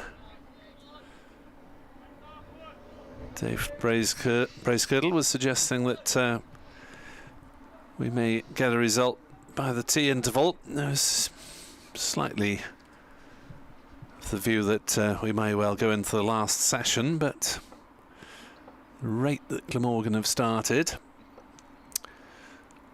if they get there, they may get there quickly. Patterson is in and bowls. Lloyd struck on the pad, looking to work on the leg side. Ball rolls out on the offside, and the appeal for LBW is turned down. From the shot he was playing, it seemed slightly unlikely. Yeah, it looked high as well, I think. From here, I don't think it was a convincing appeal. More in desperation than expectation, I think, there. Nottinghamshire also have the issue of the over rate to take into consideration. They're -3 on the board. As Patterson bowls outside off stump, absolutely harmless. Lloyd allows it to go through. Very wide one there, wasn't it? Almost taken in front of first slip there from Moores. Looking at the pattern of the game, we've had runs for the third wicket generally. Openers have gone relatively cheaply, or the first couple of batters in a couple of the innings. Patterson is in to bowl, and Lloyd plays out on the offside. There's no run. Yeah, nicely in behind that there, Lloyd. Question of getting through the new ball, and then there's a bit of a lull maybe for the batters before it possibly starts a little bit of reverse or something later on. Yeah, definitely. I think that's the pattern we saw yesterday in Van der Goosen's spell yesterday. The ball looked like it was definitely offering reverse, but that was around the 60 to 70 over mark. So Glamorgan will just be keen to get through these first 15-20 overs and look to cash in. Patterson bowls, Lloyd leaves with a little jump, getting off the ground as he moved across to the offside, making sure there was something in the way, but saw Labuschagne LBW without playing a shot outside off stump in the first innings. Saw Hutton bowled without playing a shot this morning as Hogan snapped a stump. Hogan and Wheel claiming the last wickets. Everson was last out for 37. Patterson to bowl to Lloyd, who turns that one up to wide mid-on and will go through for a single. 11 to Lloyd, 12 to Salter, 4 sundries, 27 for naught. Glamorgan need 139 runs to win. Yeah, some thinking for Mullaney to do here. This is a challenge as a captain in a low run chase. You're aware the only way you're getting anything from this game is to take 10 wickets. So you have to attack, but with that attacking nature then offers opportunities to score runs, and things can happen quite quickly. And without the early breakthroughs so far, Glamorgan will be very happy with the position that they find themselves in. And we've had that change. Hutton's changed ends and replacing Pattinson at this end, and the deep point comes in for now. Good call, Chris. Spotting the change of ends as Hutton's first delivery from this Radcliffe Road end is flicked down to fine leg for a single by David Lloyd. 28 for naught. Ian says, please give Beebs a shout. Oh, this is to Dave, but we'll do it. Please give Beebs a shout, an Aussie listening in Mapley and supporting Notts. Giving you the shout. And not be a happy Notts supporter at the moment, though. Indeed. Hutton in to bowl to Salter, who's forward defending. Rick Walton, do we think the Andrew Salter opening project has a future? I've always felt he's a good all-round player, perhaps waiting the right batting challenge. Interesting, he hasn't quite got there so far. Scores of 110, 16 and now 12 not out. And he's a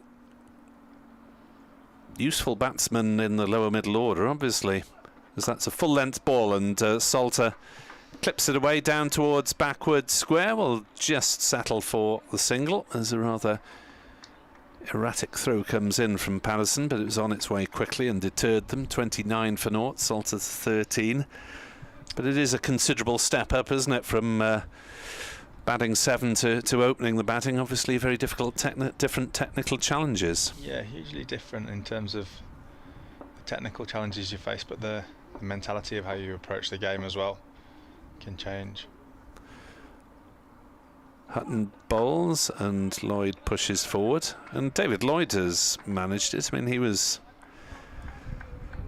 regularly batting 8 and being 4th seamer when he started his county career, and he's moved up then to 5 in the batting order, and then to white ball opener, and now championship opener as well. Yeah, it can be done, that's for sure. And Salter's, he's looked compact here, he's looked busy, he's looked to keep the scoreboard ticking, which is exactly what Glamorgan need in this situation. This might help him. Hutton bowls, Lloyd leaves outside off stump.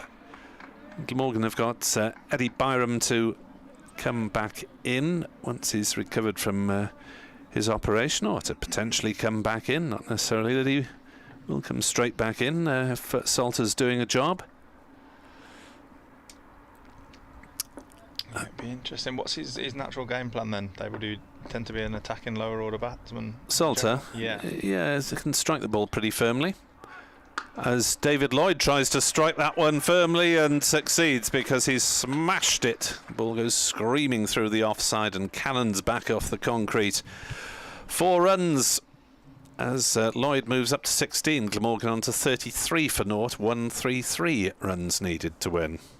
Yeah, we're very happy with how things are going here. There's some swing, but it's quite gentle. It looks like it's from the hand, not the movement off the pitch late that we saw yesterday with the opening spell from Nisa and Hogan. This looks a lot more friendly movement in the air rather than late off the pitch. But Patterson's in again. So South African bowls to Salter, who's behind that one defending on the offside.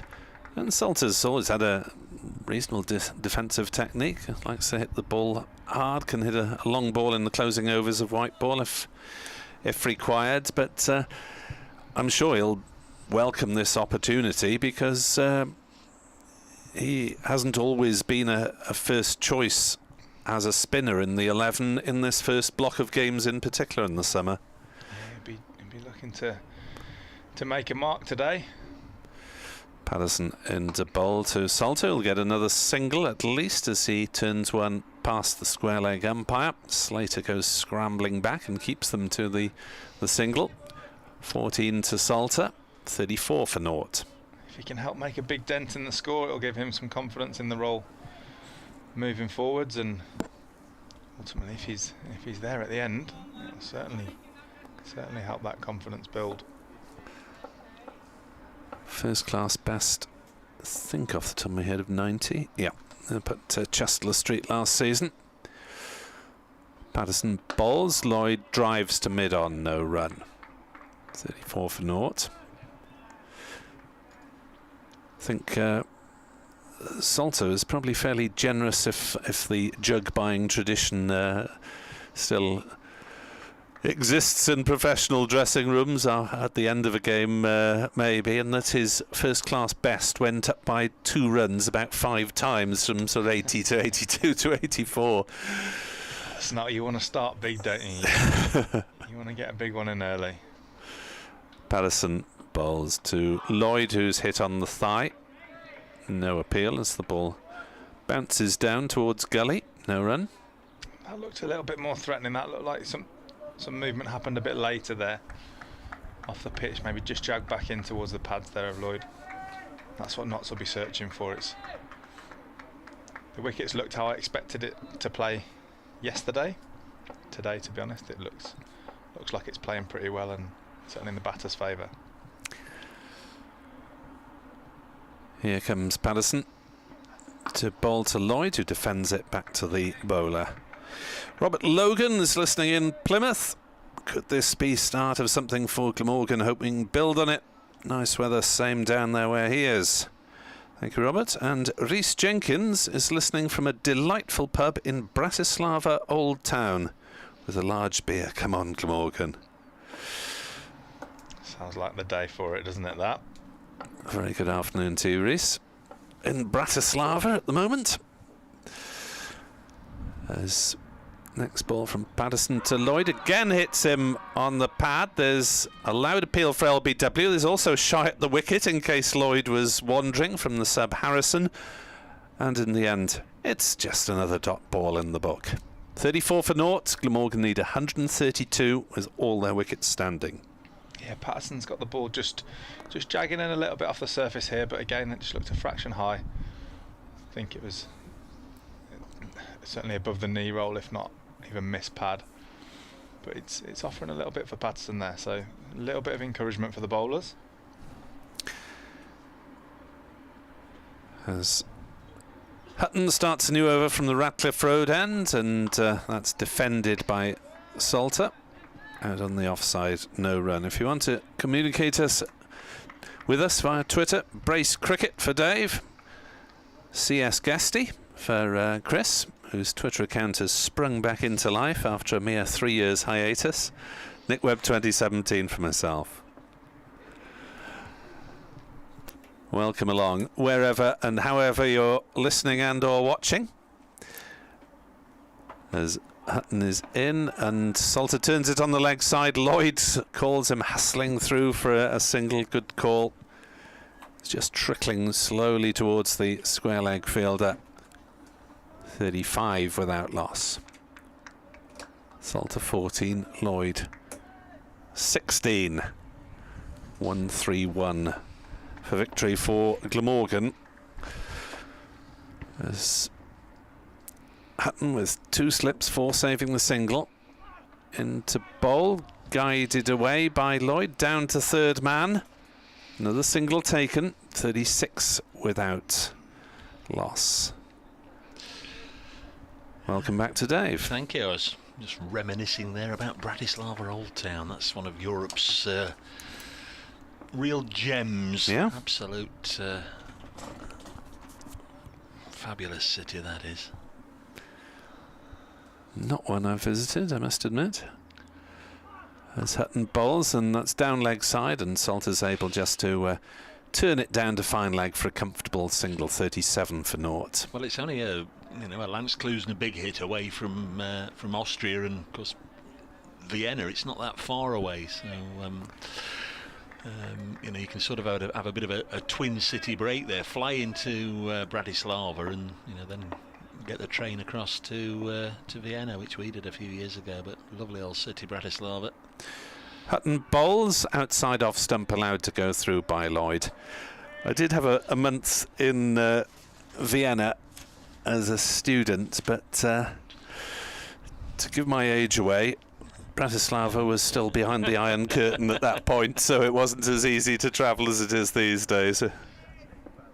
Update for BBC Radio Nottingham listeners. Comes round again very quickly, doesn't it? Is Brett Hutton. They love you. Going to bowl to David Lloyd. No run. Glamorgan very much on course to win this game. They've been set to score 166 on this final day to beat Notts, and they're currently making good progress at 37 without loss. Stephen Mullaney's used 3 bowlers. James Pattinson had a wild and woolly 3-over burst, unable to make the breakthrough. Dane Patterson bowling at the moment in tandem with Brett Hutton, who was one of the 2 wickets to fall this morning as Nottinghamshire were eventually bowled out for 242. They've set Glamorgan 166. We're half an hour away from lunch, and the visitors are 37 without loss. This Dane Patterson from the pavilion end bowling, and this is dropped down on the leg side. I think last time I was on, I was just pointing you towards Simon Trafford's photographs, the club photographer at Traff Cricket. He sent me another one, which again I've retweeted, of the actual impact of the ball on Brett Hutton's stump, and you can see the piece of wood shattering as it's hit. Great photo. Hutton shouldering arms and was bowled by Hogan. Patterson bowls and wide of the off stump. Great. It's a great skill, I think, cricket photography. 37 without loss. So too the camera work as well. Our cameraman John Owen Spence around the ground again, bringing the pictures as well as all the static cams that are set up. You wonder in the days before digital cameras how anyone ever captured anything in a cricket match, given that there are however many hundreds deliveries in a day. 37 without loss. Patterson is in and bowls, and this is pushed up to mid-off, and they used to have to go off and scuttle off to some dark room and print it and just see if they'd got a good photo, and then send it off to the various news editors. I've just done something in this game that I've not done for a long time, certainly not done it in this game. I wandered, I had a bit of a walk. It is the first time I think I've left the commentary box during the game. In 20 summers. I wandered downstairs, meaning to just pop in the press room and say hello and get a cup of tea, as Patterson comes in and bowls, and lovely looking shot into the offside, but well fielded by Hamid. But my journey took a detour because I came out of the lift on the first floor, and lo and behold, who could I hear blaring out but the one and only Nick Webb. Oh, bad luck. They've got the, I wasn't aware, they've got the match on in the canteen there. So hello to everybody in the canteen, in the restaurants, everybody enjoying your lunch down there that are listening to us right now, enjoying your lunch. They've got the pictures on and the commentary booming out. So I went and had a listen to you downstairs, Nick, as opposed to sitting next to you listening to you as this goes through to the keeper. I'm not aware they've done that before, but great of the club to pop this match on for people that want to get in there and get their meal a little before the rest of the crowd. 37 without loss. Steve Moore on Twitter points out you can actually hit a river cruise between Bratislava and Vienna, which he is going to do when Wales played Austria in a World Cup qualifier, but it was wet all week, says Steve gloomily. Yes, that's why I've never seen Mount Fuji. I had one day off in my Japanese tour in 2001, and I was going to take the train to Mount Fuji from Tokyo, but it was absolutely hammered down with rain all day, so I've never been to Mount Fuji, just seen it from a train. 37 without loss. Next ball on its way. Now he struck him on the pad, but I was expecting a prolonged guttural roar from the South African, but it didn't come, so there's maybe an inside edge, and it's the end of the over. 37 without loss. We've done lots of touristy things here, there and everywhere. There's one or two things we regret. I've stood outside the Louvre and shall we shan't with his long queues, so we didn't go in and see the Mona Lisa, and every time that's mentioned on TV, we should have gone in, and Sydney Opera House is the other one. Took 1,000 photographs of that outside. Never went in. And you should have done. It's magnificent inside. You should have gone in, but queues and queues and queues, and sometimes there's only so many hours in a day. Yeah, I had a beautiful week in Sydney in 2007, covering Rugby International there. That was really one of the best experiences of my reporting career abroad. Spin into the equation from Patterson White. And no short leg. From the Ratcliffe Road end. And opens with a rather loose ball that is duly dispatched by David Lloyd to backward point boundary. Buffet ball that one, I'm afraid. Help yourself. 41 for naught. Can't afford too many of those. Now, has Patterson White been brought on with a view of the over rate, or because Stephen Mullaney thinks he's the best opportunity for a breakthrough? Oh, he's beaten the outside edge there of Lloyd's bat. Well, that gives Nottinghamshire a little modicum of hope. Well, he got 8 wickets last weekend, and I think got 2 in the first innings, so I would suggest it's the latter. They see it as the best option of winkling their way through this Glamorgan top and middle order, maybe. As that's again short, though, and cuts. This time Lloyd has found the fielder at backward point. No run. Yeah, well, Mullaney himself didn't really make an impact with the ball. He's tried his first 3 seamers, and Everson is not an option. As Patterson White back on his stumps, Lloyd defends. And if you've seen that picture, I know this is not great radio, I'm just showing Nick that photograph at Brace Cricket, Simon Trafford's photo. I see a number of people clicking and clicking and clicking on there, having a look. Great photo, great work, Simon. Of Hogan breaking a stump, as forward comes Lloyd and defends the next ball back to Patterson White. As in comes the left arm spinner round the wicket, and forward stretches Lloyd. Watchful, careful, having cracked a boundary. The rest of the over was better.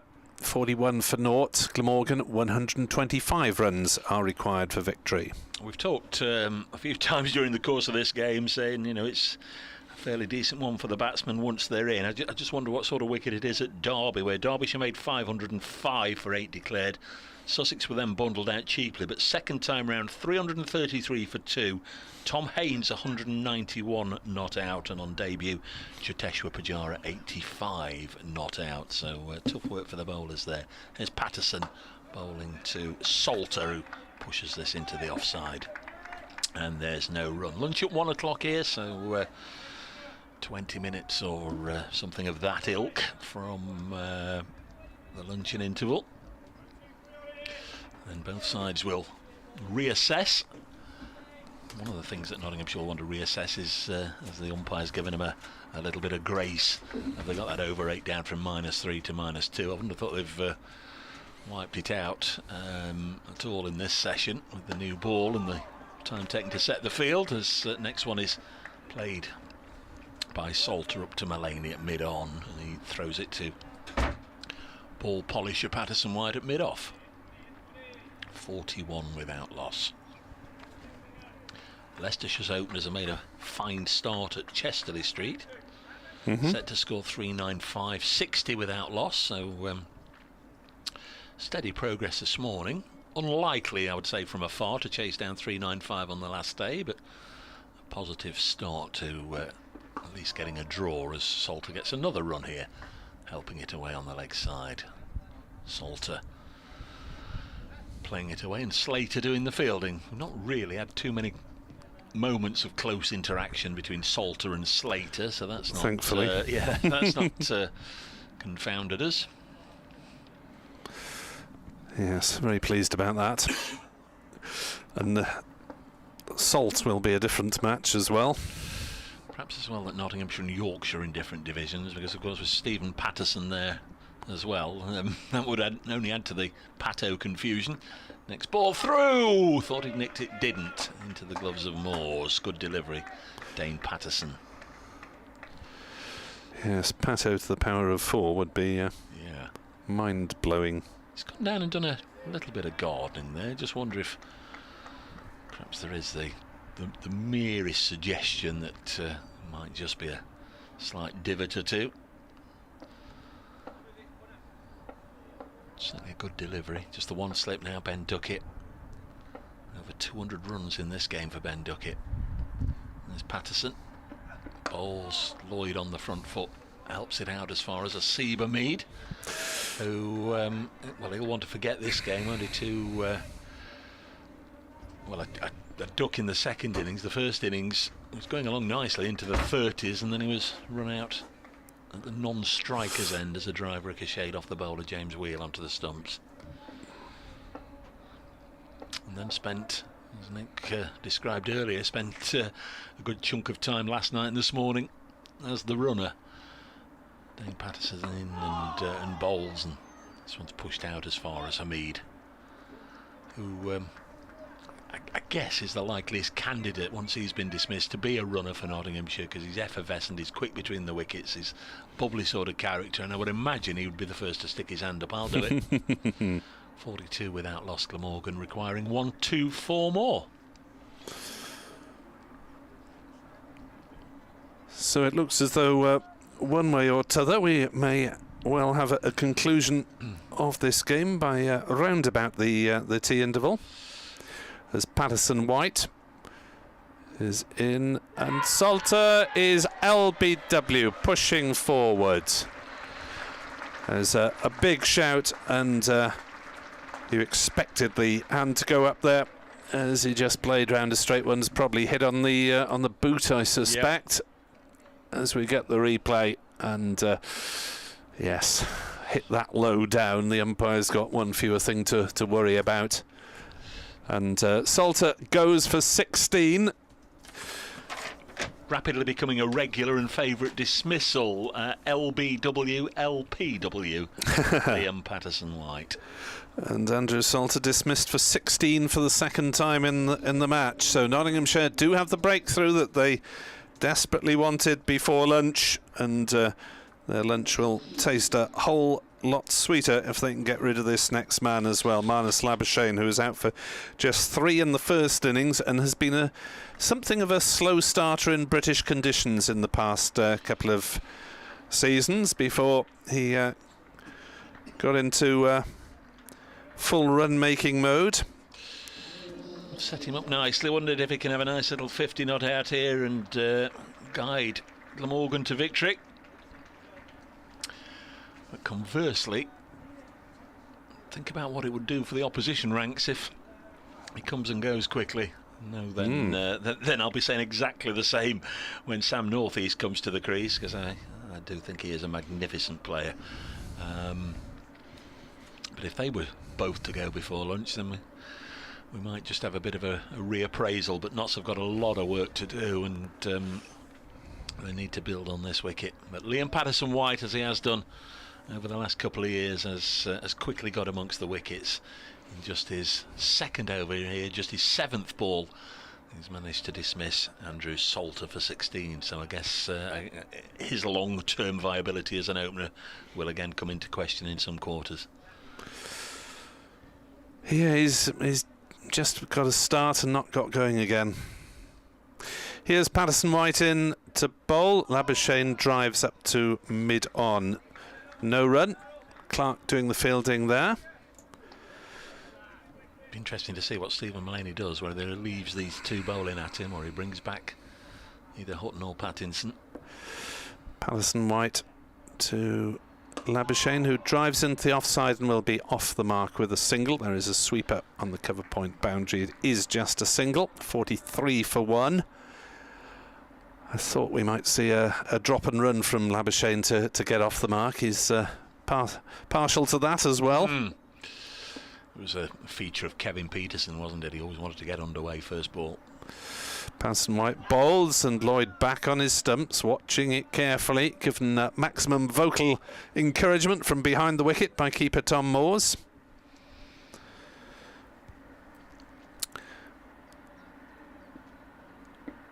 Five, 6 saving the single and 1 slip for the left-arm spinner as Lloyd drives gently to mid-off. No run. Nottinghamshire with the plethora of left-handers in their side. Notts don't have to worry about that until Wheel appears at number 9. As Lloyd defends on the leg side, no run. And Glamorgan will be very much hoping that Mr. Wheel's batting skills are not called upon. Looking back on this game, probably the periods that have taken play towards Glamorgan, both involving Van der Hoogten, with the bat on the second evening and with the ball on the third evening. Yeah, and also mentioned it earlier, if Nottinghamshire do go on to lose, they will rue being 250 for 4 on the first day and then being bowled out for 302. They had the platform for a much more substantial score there, didn't they? They did, but it's been a good contest all round, whatever happens. Yep, better side over the 4 days generally tends to come out on top, and if it follows the course it seems to be, you'd have to say that Glamorgan have been the better side overall, but there have been moments where Nottinghamshire have looked as if they might just be getting to grips with it, and then it's fallen away as Dane Patterson brings one back into the bread bin, and Marnus Labuschagne goes down and gulps in a bit of fresh air, and then adjusts 1 or 2 pieces of his protective equipment. I think he's still trying to gulp in some fresh air. That one just sharpened up his reflexes. He's dismissed by a ball that nipped back in the first innings, although it was a different bowler, but should have been on red alert for something similar. 43 for 1, 2 slips. Clark at first, Duckett at second. Dane Patterson bowls. Labuschagne wearing number 99 pushes it out to point, and it remains 43 for 1. Yeah, it is an issue with players adapting between hemispheres. For example, Marchant de Lange, Glamorgan's South African fast bowler for several years, did tend to bowl a little bit too short early in the season, coming over from South Africa, where generally wickets were a little bit harder and bouncier as a whole. Labuschagne on 1, Patterson Bowles worked to mid-on. There's no run. Marchant de Lange here with the Melchett moustache. Yes. From Blackadder. Yes, he's one of the people you'd probably least likely to meet on a cricket field. Very imposing figure and an ultra polite guy off the field. Calls you sir, we're given half a chance. Bit Chris Guesty, don't you think? 6'6", towering down at you. Gives you that bit of a look. I think with all due respect to Chris, Marchant's got a little broader over the shoulders. Chris will be back with us on commentary after luncheon, which will be at 1. Dane Patterson from the pavilion end. Bowles to Marnus Labuschagne. Defensive block up to Liam Patterson-White at mid-off. Saves cutting out the middleman because Patterson-White then starts doing the washing. Starts doing the polishing. I was just going to say I don't know who's doing his washing at the moment. If it's Mum still, she won't be pleased with all the smears on his cricketing flannels. They're always, by the end of the game, almost more red than they are white. He works so vociferously on polishing the ball. Dane Patterson bowls another push to the aforementioned slow left arm spinner. 43 for 1. Saw him last night on my way out of the ground, and it gave me that sort of look, and I gave him that sort of nod, and we both knew it was with reference to the LBW decision he got yesterday. And well, you get him and you don't get him, but he's had an LBW go his way this morning. 43 for 1. Next ball on its way from Dane Patterson. Nice shot through the offside, but that's a good bit of work by Calvin Harrison, the sub-fielder.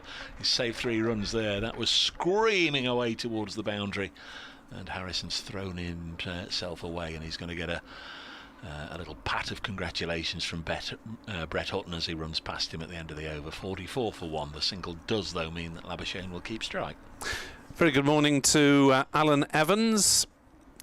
So early morning in sunny Montreal. A great way to wake up watching David Lloyd crack a boundary. Thank you for joining us, Alan, as Liam Patterson-White starts a new over. And could talk to you all day about Alan Evans, but a different Alan Evans, of course, the late great dart player. Labuschagne defends the first ball of Patterson-White's over.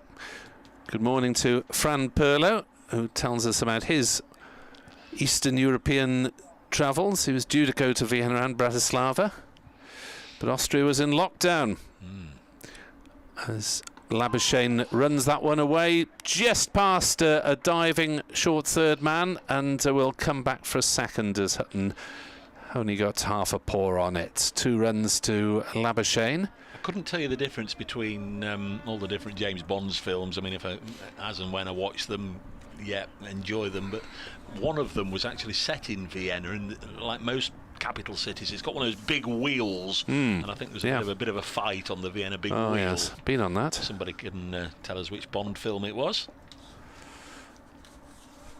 As that's off an inside edge from Labuschagne down to fine leg. There's no run. Fran Perlo says he ended up flying to Tirana instead in Albania. Very enjoyable nonetheless.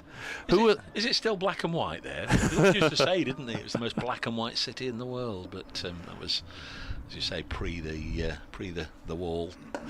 Driven up to mid-on by Labuschagne, no run. Very entertaining book by the comedian Tony Hawks about how he had #1 hit in Albania with Norman Wisdom involved. That was it. Yeah, he was the big hero there, wasn't he? I think he did a book about playing tennis against the Moldovans as well, didn't he, Hawks? Labuschagne glances one away on the leg side and takes a single. 47 for 1. Yeah, excellent book. I really enjoyed both of those actually. Who were the last Welsh-born Glamorgan openers in the county championship? That's a good question. I ought to know. I don't know off the top of my head. Patterson to Lloyd, who blocks that one firmly. Neil Roberts says, could you please mention Elliot Sharkey Roberts from Colwyn Bay Cricket Club, listening in from a sunny Abergele on the North Wales coast.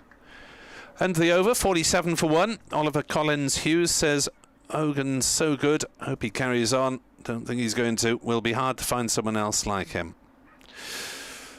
So, yeah, welcome along wherever you're listening, whoever you're supporting, either side or no one, just here for the crack and here for the cricket. But it's been an excellent game of county championship cricket over the 4 days. Ben Compton at Canterbury, 50 not out. Ooh, well done. If you're with us through much of yesterday, you'd know what we were blathering on about. But Labuschagne plays this onto the leg side. He's Glamorgan's number 99, and it's Nottinghamshire's number 99, Asiba Mead, doing the fielding. We are closing in on lunch, probably time for 2, maybe 3 overs if they can whisk through them. 47 for 1, but if you've taken the trouble to get in touch through the course of this game, sincere thanks from the 3 of us. Hopefully we've managed to get around most of the messages, but just occasionally they'll come in all a little bit of a flood and pass through before we can get to them. Patterson bowls worked away by Labuschagne with a great element of control out to Slater on the leg side fence, and there's only 1. Labuschagne on to 6. Lloyd has 21, Glamorgan 48 for 1, require 118 more. Cian Davis is following us in Lanzarote, his last day there. Hope you've enjoyed the sunshine and the Canaries. Steve West says Albania has the highest concentration of Mercedes cars in the world. There's a stat for you, 48 for 1. Next ball is pushed into the offside. There's no run. Nick talked earlier about going behind the Iron Curtain pre-1989.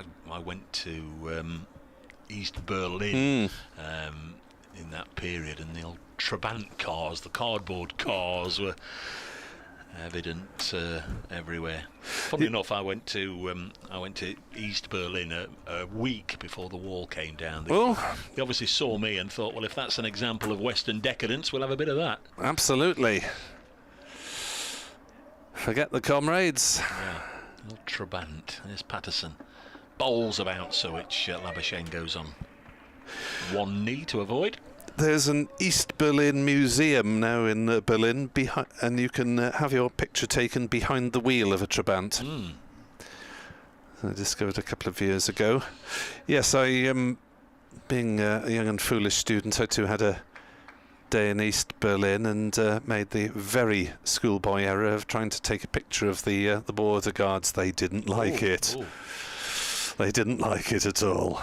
It's another city that never sleeps, Berlin. Patterson bowls left alone by Labuschagne. Not sure how much margin he had with that one. It was fairly close to the top of off, but not close enough for the Nottinghamshire side. 49 for 1, Glamorgan 117 more runs to seal the victory, and as it stands, if the other 2 matches in the round are draws, Glamorgan would go to the top of Division 2. Good heavens. An early sample size, but it's better to be top than bottom, I suppose. Having been off the bottom last week. Next ball is pushed nicely by Labuschagne, won't get a run. Decent stop at mid-on by Mullaney. I'll have to love you and leave you to update BBC Radio Wales listeners very shortly. I look forward to your company again here on Commentary after lunch. Thanks very much to Nick Webb. 49 for 1 as Nick heads off to pastures new. We'll be doing a little sachet along the corridor to his broadcasting position away to our right. 17 overs have gone in the innings, so Morgan are rattling along at just under 3 an over, which suggests one way or another this is going to be done mid-afternoon, I fancy. Liam Patterson-White with the 1 wicket to fall continues from this end of the ground, and there's a clip onto the leg side, partially stopped by sub Harrison, who's done some good work in the field since he came on and completing the tidy up, but they do take a single. Is Joe Clark as Chris comes back for the where are we, the last knockings, maybe 2 overs if they can squeeze them in. Yeah, the brakes have been applied a little bit here by by Notts with Patterson and Patterson-White. Just getting a bit of control and wrestling that back a little. Labuschagne has 6 LPW balls, and Labuschagne again whips it onto the leg side straight to Calvin Harrison, who had such a breakthrough season last year. It really was a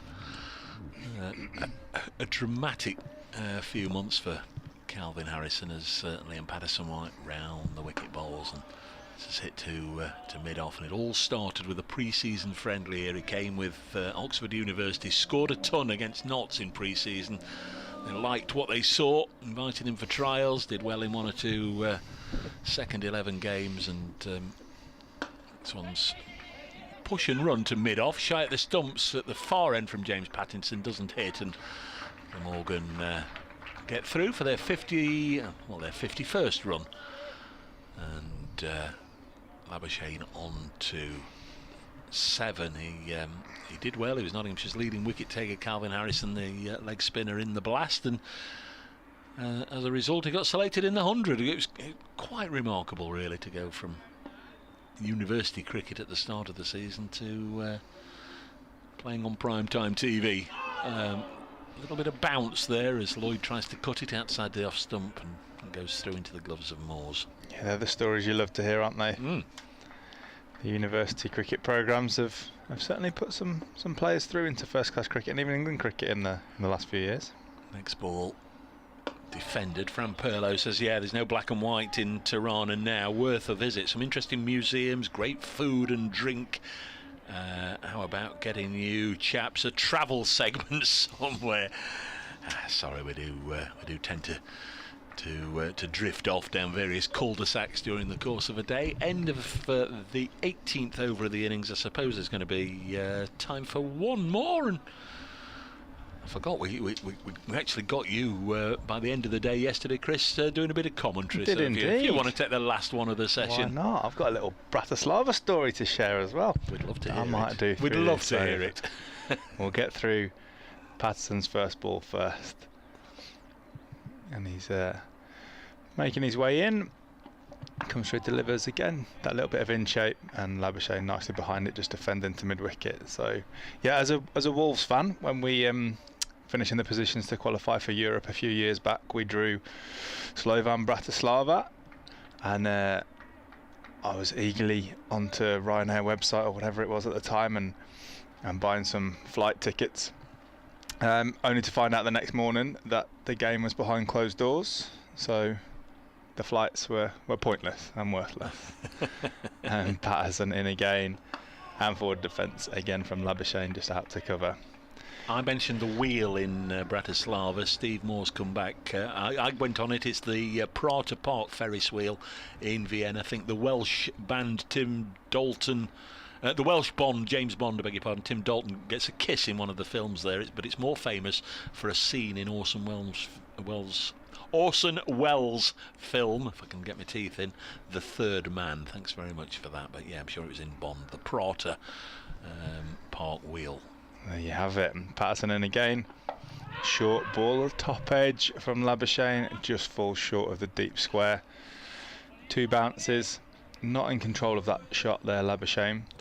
And Trevor Walsh, Trevor Welsh says, Dave, I think this is exactly what Notts need right now, and he's drawn attention to the fact this is the IPL going on at the moment. Umran Malik has just bowled a triple wicket maiden, it says, in the final over of the Punjab Kings innings. Not sure for who, whether it's for Punjab or against Punjab or anything at all about it, but a triple wicket maiden would be just the cherry on top of the Trent Bridge cake, I would imagine. Be nice to take into lunch that, as Patterson comes in again, goes past the outside edge with some serious bounce, and Moore taking the ball shoulder height there, fingers pointing up. Like a lovely delivery that did there from Patterson. With all due deference, of course, to Glamorgan supporting listeners. We do have a certain alliance towards the respective counties that we're commentating for, but always aware that there are 2 parties involved, and you'll forgive us from time to time if it comes across that there's a leaning one way or another. Absolutely, and Patterson in again.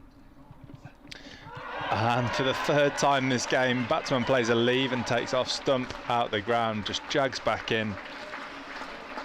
Lloyd pushing forwards, leaving the ball alone, and takes the top of off stump. Lovely delivery there from Patterson.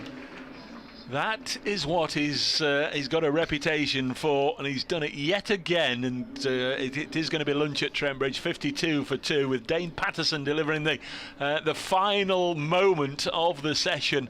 David Lloyd, shouldering arms, just trying to get to lunch, leaves one that cuts back and clips the top of off. It just all looks so unnecessary, doesn't it, when a batsman leaves it alone and loses wicket like that. We've seen 2 of those in this session. I'll bring Chris in just a second, but I'm going to do Radio Nottingham's update in just a second. Here it is.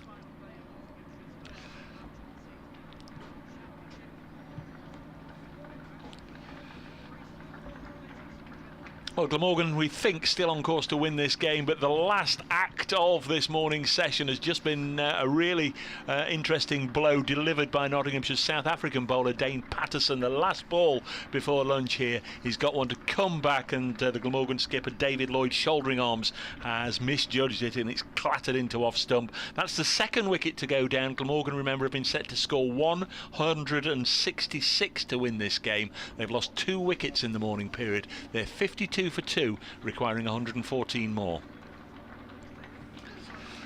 So there we are. There's the update for Radio Nottingham. I'm not entirely sure what it does for the odds, Chris. Not still outsiders, I would say, but it's given them a little bit of a lift. They're 2 down at lunch, 114 more. Yeah, the last 20 minutes will have given Notts a lift. They're picking up the 2 wickets and taking one with you in the last over before lunch.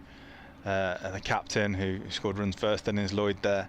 It's a big lift for Notts, but I'd still say that Glamorgan are favourites to take the game, only requiring 114 more.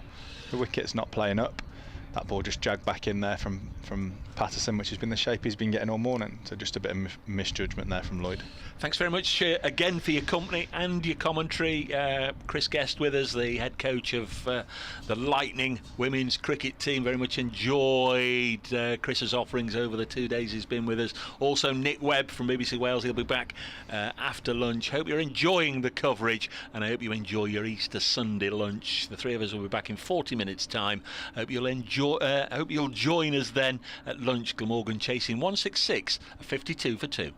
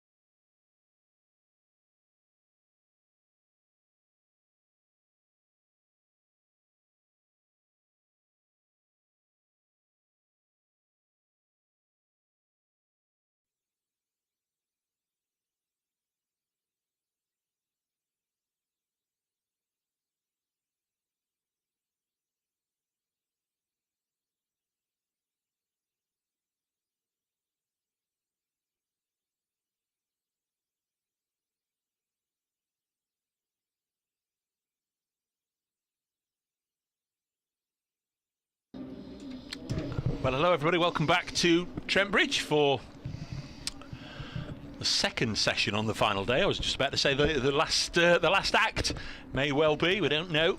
Glamorgan in pursuit of 166 to win this game, need 114 more runs. With a following wind, you'd imagine they would eat that up in the 2 hours between lunch and tea, but you just never know. You never know. Nottinghamshire have given themselves a chance right on the stroke of lunch.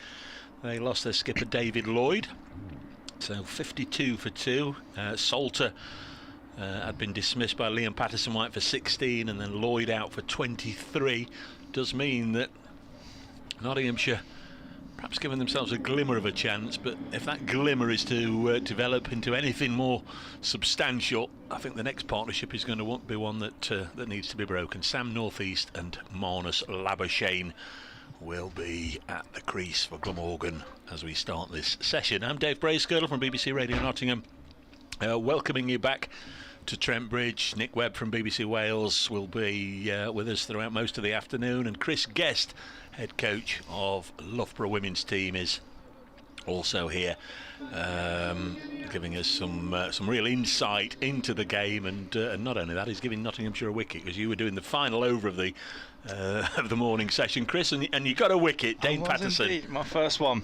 That's my first wicket, so it's his final ball of his over now, and yeah, the key partnership we feel here. If Notts have got any chance in this game, they'll need to break this partnership early and not let it get going. So Patterson's in again to finish his over after tea, and on the money straight away to Northeast. Line and length, forward outside off stump and defends in, rolls into the leg side. Lovely start there from Patterson, finishing, carrying on where he finished just before lunch. It would be hugely disrespectful of me to sort of not talk about Kieran Carlson and Chris Cook and Callum Taylor and co as being very capable batsmen, because in most cases we saw in the first innings the quality they possess, but you do feel if Notts are going to give themselves a glimmer this afternoon, they need to remove one or both of these sooner rather than later. Liam Patterson-White, the slow left arm spinner, is going to get us underway from the Radcliffe Road end, and he bowls to Marnus Labuschagne, works it onto the leg side. Good stop by the subfielder Harrison, and there's no run. I can see they've tinkered a little bit with the Nottinghamshire over 8. It's come down from -3 to -2, and they'll have to work on that through the afternoon. Patterson-White bowls, should be a single here. It's just played into the gap between Dane Patterson and Harrison, and Labuschagne moves on to 9. Sam Northeast, who made 85 in Glamorgan's first innings, taking guard. Yeah, want to carry that form on from the first innings and build a partnership here with Labuschagne just to break the back of the chase. I've had this tickly cough, as listeners would know, for a while as Patterson-White bowls and it's defended, but honestly that isn't the tickly cough. I've just had a lovely bit of cake, and I think we've got a crumb stuff somewhere. 53 for 2, and that's all thanks to Chris's good lady. Absolutely delicious, spoiling us this Easter Sunday. Next ball is worked away on the leg side, and I don't think he did work it away though. It hit the pad and there was an LBW appeal. It just looked like he was just going to nonchalantly flick it away majestically through mid-wicket, but didn't. Might have gone into a bit of trouble there, Northeast, but didn't. This is a fabulous shot. Saw a lot of that in the first innings, punching it through the offside for 4. And that's a stylish way to get off the mark, isn't it? Yeah, it's a good outcome for Northeast there, but I don't think Patterson-White will mind that too much. It was quite a long way outside the line of the body there and reaching for the ball. Went searching for it, didn't he? Yeah, it was catchable height, but found the gap. So I think both parties won't be disappointed with that. Northeast off the mark with a lovely 4, and Patterson-White drawing the shot out in front of the body. Notts haven't got that many runs to play with though. 109 more required, and make that 108 as this is helped onto the leg side. Crikey, what a morning for Sussex at Derby, where Tom Haynes went to lunch 203 not out and Cheteshwar Pujara 97 not out. They put well over 200 on 220 or so for the third wicket there in a match that Sussex now have high hopes of saving, but Haynes 203 not out, Pujara 97. It's a lot of toil for the bowlers there, isn't it? That doesn't sound like a wicket that you'd fancy having a bowl on. The wicket here is playing pretty true still on the fourth day. Patterson finding a little bit of shape in, and he's in again here, starting his 8th over. Outside off stump and defended into the offside by Northeast. Ball back into Tom Moores. Again, lovely to see lots of people out stretching their legs, wandering on the outfield during lunch. Zach Chappell was having a bit of a bowl out there with the Notts coaches, and so too Lyndon James. And there's a few of them going through, getting some workloads in. I'm sure they'll be called upon this season and making sure they're ready to go when that opportunity comes for them. But for now it's Patterson in again, past the umpire, full delivery, and play and miss from Northeast goes through to Cook. Moore's behind the stumps. Light's been good all day, but haven't really had deep blue sky and plenty of sunshine, but the ground at the moment is bathed in sunshine. It must be behind us or overhead somewhere, although there is a bit of wispy cloud around. Yes. Lovely day. Another nice day, isn't it? There's some cloud in the sky, but the sun is breaking through, and Patterson's in again. Outside off stump and just work behind square by Northeast for a comfortable single, no point in place, and just rotates the strike and brings Labuschagne back on strike.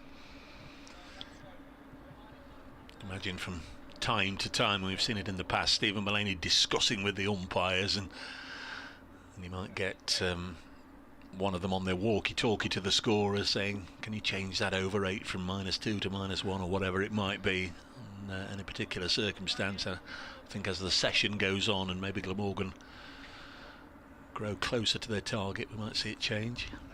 Passing through again and defended by Labuschagne out into the offside.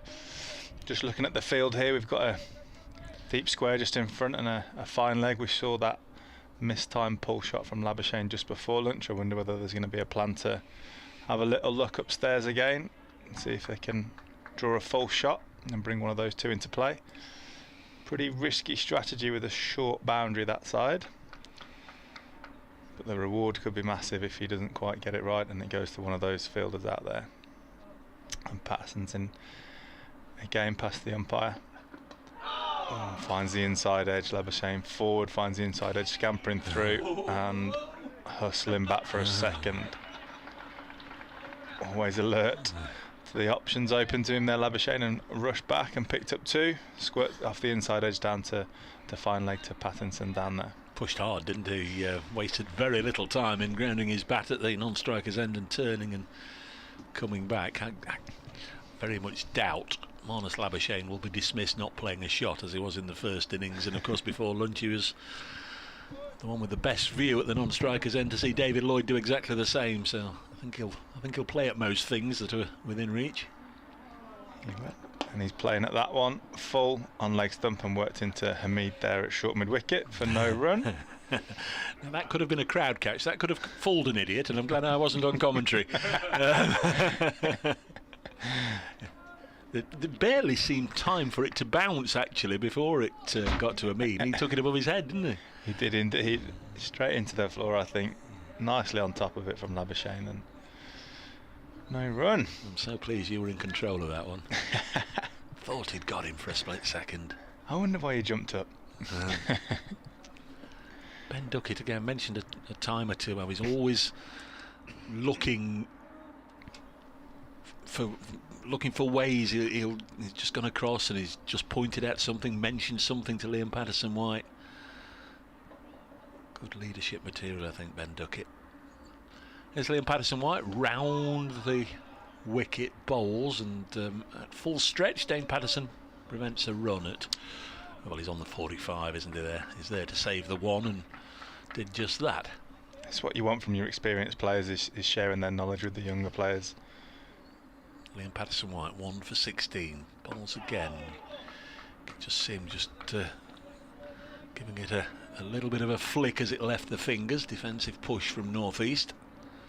Like you said, Duckett's been around the world and learnt from a lot of coaches and other players, and it's good to see him sharing that knowledge with Patterson White coming through. 61 for 2. Next ball is pushed into the offside. Welsh Fire captain for most of the 100 last year. I think Johnny Bairstow did it the first game or two, and may well be, I think he's in line to do it again this year. 61 for 2. As Liam Patterson White tosses this up, worked on the leg side. Calvin Harrison fields nicely and fizzes it back in towards Moores.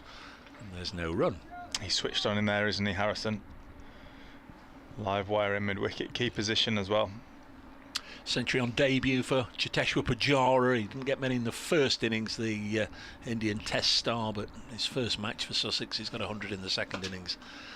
That's just down the A52 there at Derby, as the next ball is again played in the direction of Harrison, who easily prevents the run. 61 for 2. North East on strike, used his feet to good effect, clips it through mid-wicket, that'll go for 4. That's a nice looking shot. Just quickly out of the blocks, wasn't he, Sam? North East got to the pitch of it and whipped it away. Gets a boundary. 65 for 2, and he's settled nicely. Yeah, it's an outstanding shot there. Threaded the eye of the needle between the mid-wicket and mid-on. Worked it through for the boundary. Lovely shot, that. So North East has 10, Labuschagne has 11.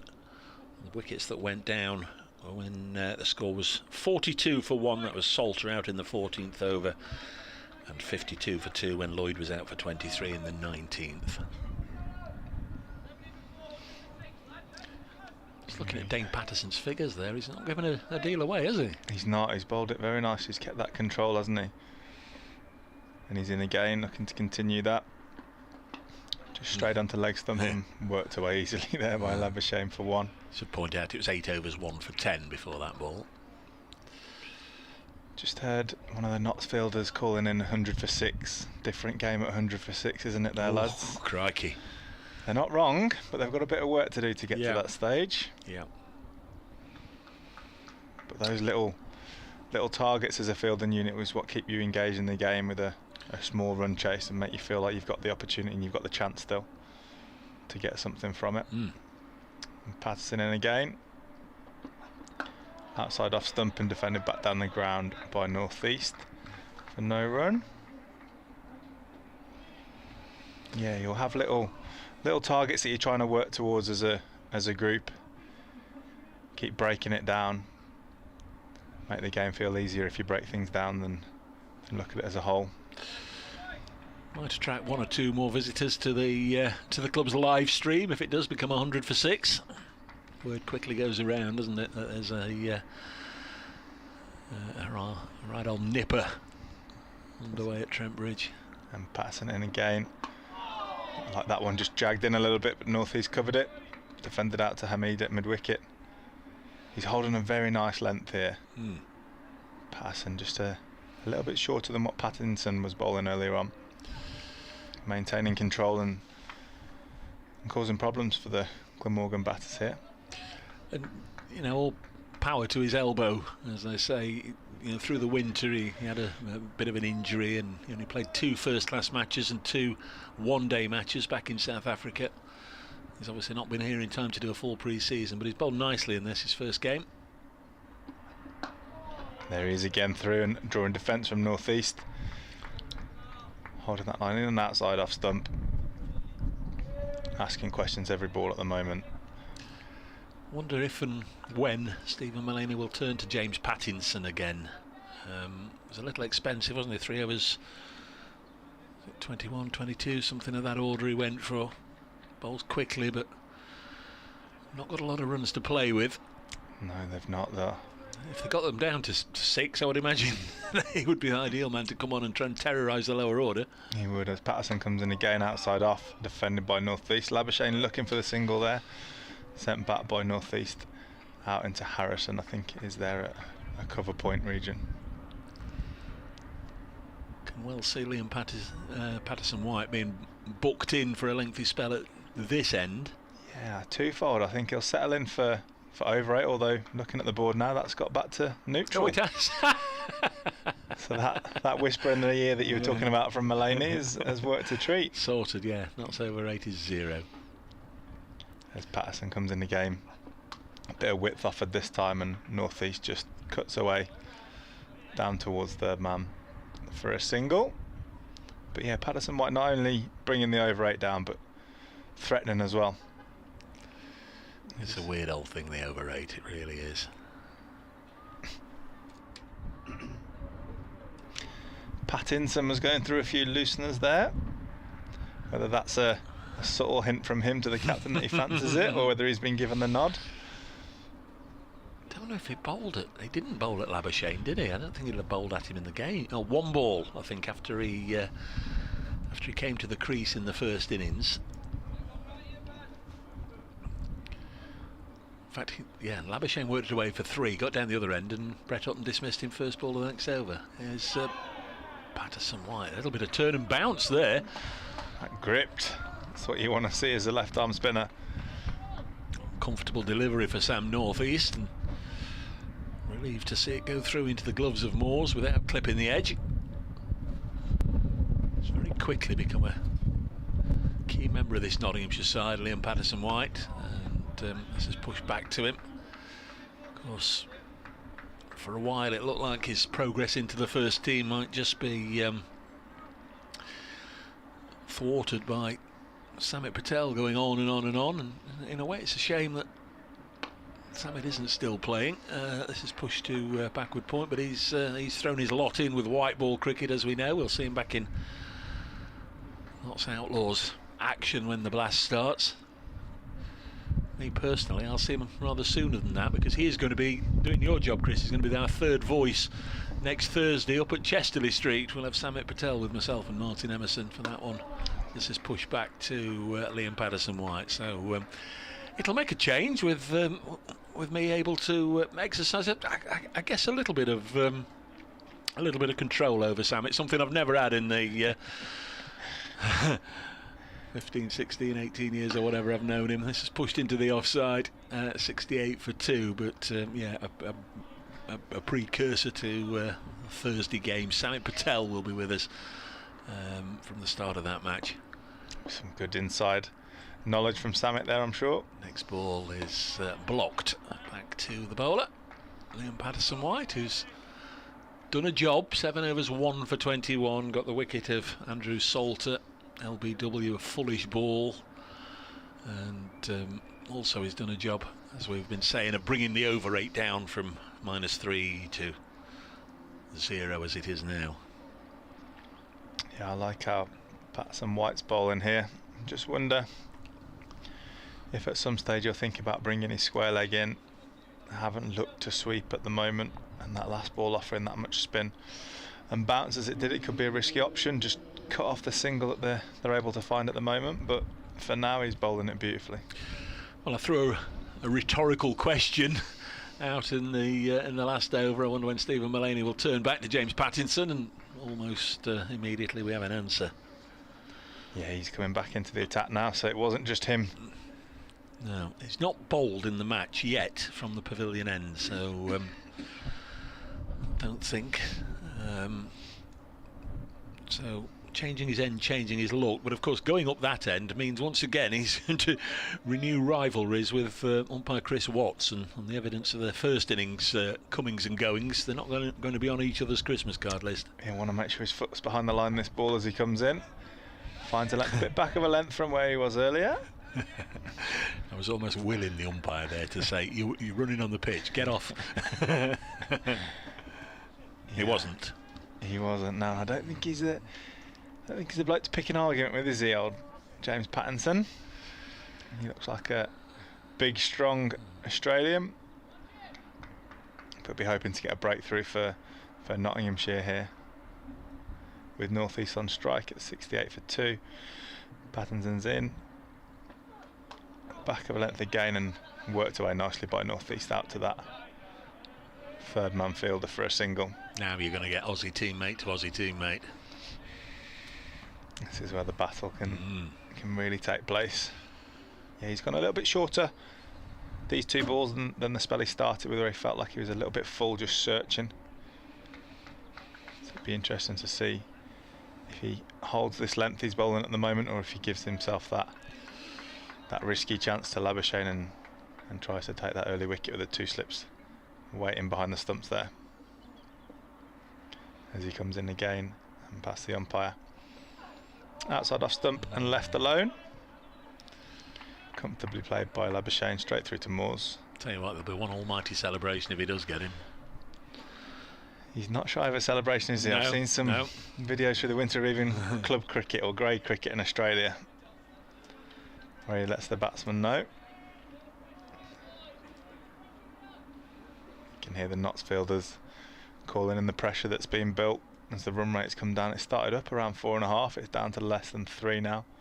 2.8 at the moment, with Pattinson in again. That back of a length again, and Labuschagne defends easily. Back down the wicket for no run. The other thing, obviously, Labuschagne doesn't want to get out to him, so he's been very respectful at the moment, isn't he? He is indeed. Yeah, it's always good to see these rivalries on the county circuit, isn't it, when international teammates end up playing against one another. Yep. Some good performances from overseas players so far. As you said, Pujara 100 and Sham Masood with a double 100. As Pattinson comes in again, draws Labuschagne forward that time, but solidly behind it. Defended for no run. 69 for 2. These two, partnership of 17 at the moment, and just looking to steady the ship after 2 relatively quick wickets before lunch. Sure, the bars and the food kiosks around Trent Bridge are hoping that it can be a fairly slow passage of play this afternoon, and they get a tea interval, a few more beer sales and whatever to sell during the tea interval. As Pattinson comes in again, Labuschagne forward, gets across onto his off stump and defends out to mid-on, but I feel like that was ball probably a 4th, 5th stump line, with Labuschagne covering that nicely. And Pattinson's just looking at his front foot here with the umpire, making sure he's staying behind the line there.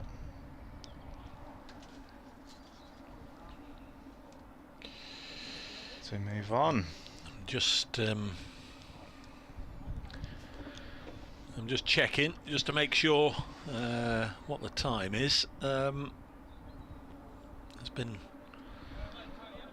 an announcement made by the ECB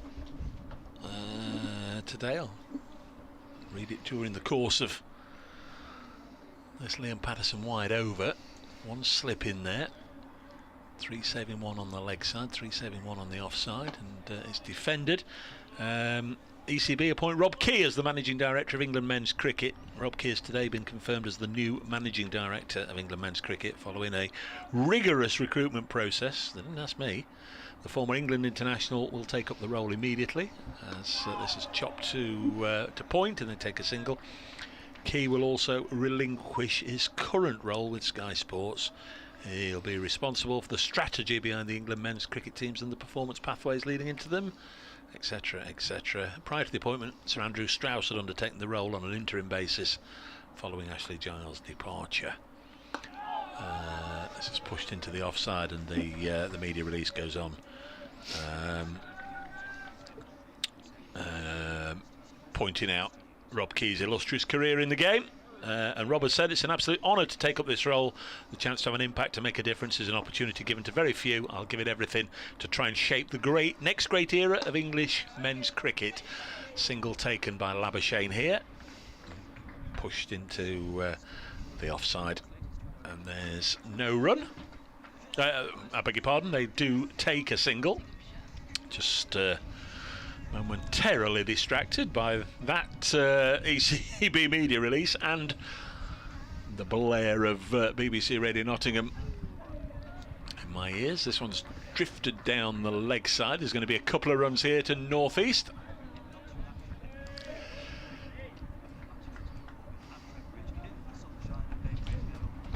Yes, good afternoon, Jake. 73 for 2 is the Glamorgan score here, so they're well on their way here. They've been set a victory target of 166 in that hour and 20 minutes or so period before lunch. They lost 2 wickets, Salter for 16, Lloyd for 23. Nottinghamshire thought that wicket of Lloyd right on lunch was giving them a great chance, but since then Sam North East and Marnus Labuschagne, dare I say Glamorgan's best 2 batsmen, have so far added 21 together. Glamorgan set 166, 73 for 2.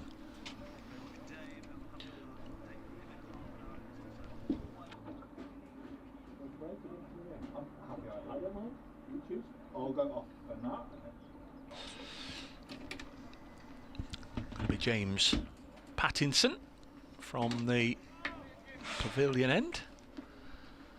73 for 2, so Rob Key, Managing Director of English men's cricket, as Pattinson bowls Labuschagne. Again, not being overly ambitious against his countryman. Works it onto the leg side, fielded by Asib Ahmed. Has to be a top order batsman who's been on the telly, I think. No, only joking. I'm sure Mr. Key has the background needed. 73 for 2.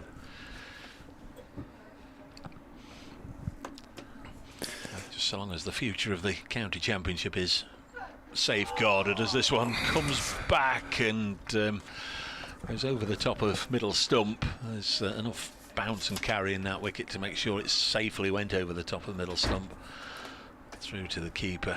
Yeah, there's all sorts of talk of reducing the number of games, but the only alteration I would like to see is put it back to 2 divisions of 9 and 16 games. Please, please, please, please, please, those of you that are charged with safeguarding the future of the game, don't cut the county championship anymore, because it's a format we love and millions of people love it. Pattinson in again, bowls, and again Labuschagne happy to shoulder arms. We've seen at least 3 people, including Labuschagne, in this game out, not playing a shot, and it's unthinkable really to think there'd be another. Thank you to those of you who've been tweeting in. Edward Cooper says keep the faith. Next tour stop Derby, gloves and bobble hat. Yeah, the St Helens Balconeers are running a 3-night trip to Derby. Should you be interested in travelling with them. 73 for 2 as James Pattinson from the pavilion end bowls, and this one too leggy, and Labuschagne can tickle it away off his hips for an easy single to get down to the other end. 74 for 2. Philip Richards tweeted poor judgment from Lloyd, as we've referred to, but heads down lads and let's battle for victory, and thanks us for our commentary efforts. Graham Reid, back to our Eastern European musings. When we played in Bratislava, I think that's Scotland, the Tartan army hired a cruise boat in Vienna and around 300 people sailed down. The captain had let the lads have a go of steering. Everyone survived. 74 for 2. Next ball is dropped on the leg side by Sam North East. No run. With all due respect to Scottish football fans, I'm not sure I'd let any of them en masse in charge of a cruise boat. We were musing as to Glamorgan's last pair of Welsh-born openers. Ben Bonney suggests 2014, Bragg and Rees, who are indeed, and are indeed, both Welsh-born. Gareth Rees on the committee these days, the board of Glamorgan. Last ball of the 27th over. Pattinson has gone for 24 so far. This is his 5th over, and for whatever reason he turned and then went back again to the end of his mark, and now will come in. Sam North East on strike on 16. Pattinson bowls to him, cut down to third man for a single, and Brett Hutton will field end of the over. 75 for 2. Glamorgan need 91 more to defeat Nottinghamshire, and as it stands at the moment, it looks as if they'll go to the top of the Division 2 table if they do successfully reach their target. Concluding our Eastern European tour, Steve Moore says, reminds us the Ferris wheel is called Prater Park. And he reckons that the Welsh Bond Tim Dalton got a kiss on it in one of those films. More famous for a scene in the Orson Welles film The Third Man. Thank you, Steve. I think we'd better draw to a conclusion our travel musings, as Patterson White will whip through his over, and his first ball is defended by North East. Over rate 0. Yeah. Happiness for Nottinghamshire. And it changed after a couple of overs, or maybe a little longer than that, of this session. It just suddenly went from -2 to 0.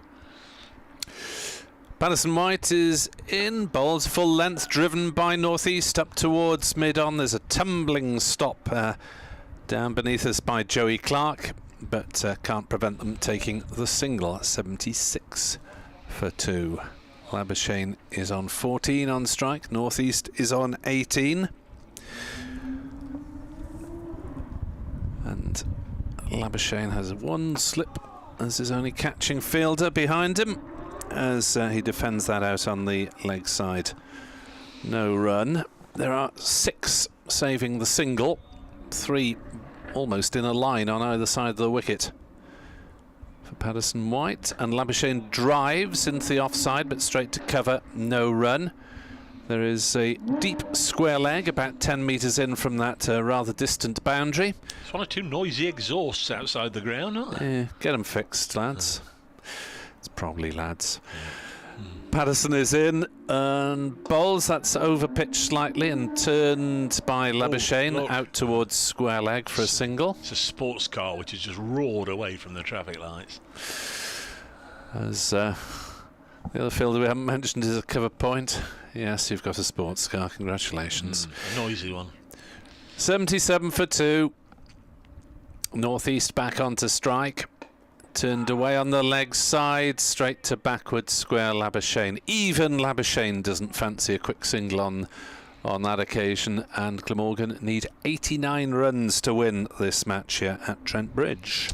They've got 56 overs at their disposal. Wouldn't have thought they'd need anywhere near as many as that, but the over 8 coming down over by over here.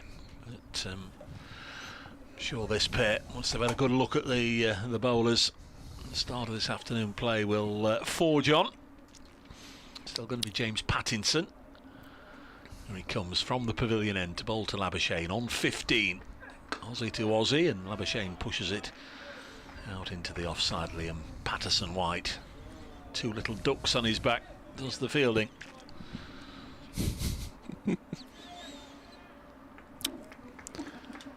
Couple of red buses crossing each other there, one going up the Loughborough Road, one coming down. I'm sure the drivers will have waved to each other, as is the custom. It's one of the rules, isn't it, for a lorry driver to wave to another lorry driver, or a bus driver to wave to another bus driver, as Pattinson bowls on the pads, and it's clipped through mid-wicket. Now then, at least 2 here if it doesn't go all the way. Ben Slater's got an almighty job on, but he does it nicely and does keep them to 2. That was good work by Slater, running to his left from the Fox Road stand and in front of the Larwood and Vose to retrieve.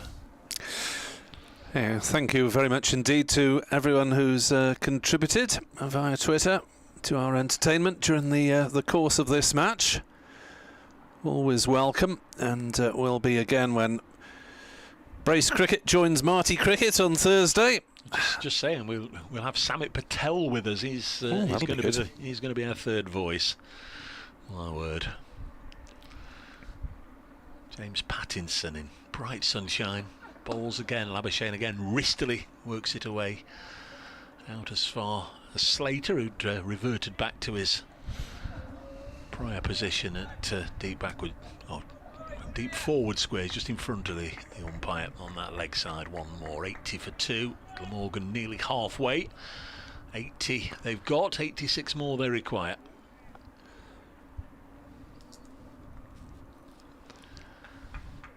Just not been James Pattinson's game. It's his first one back, and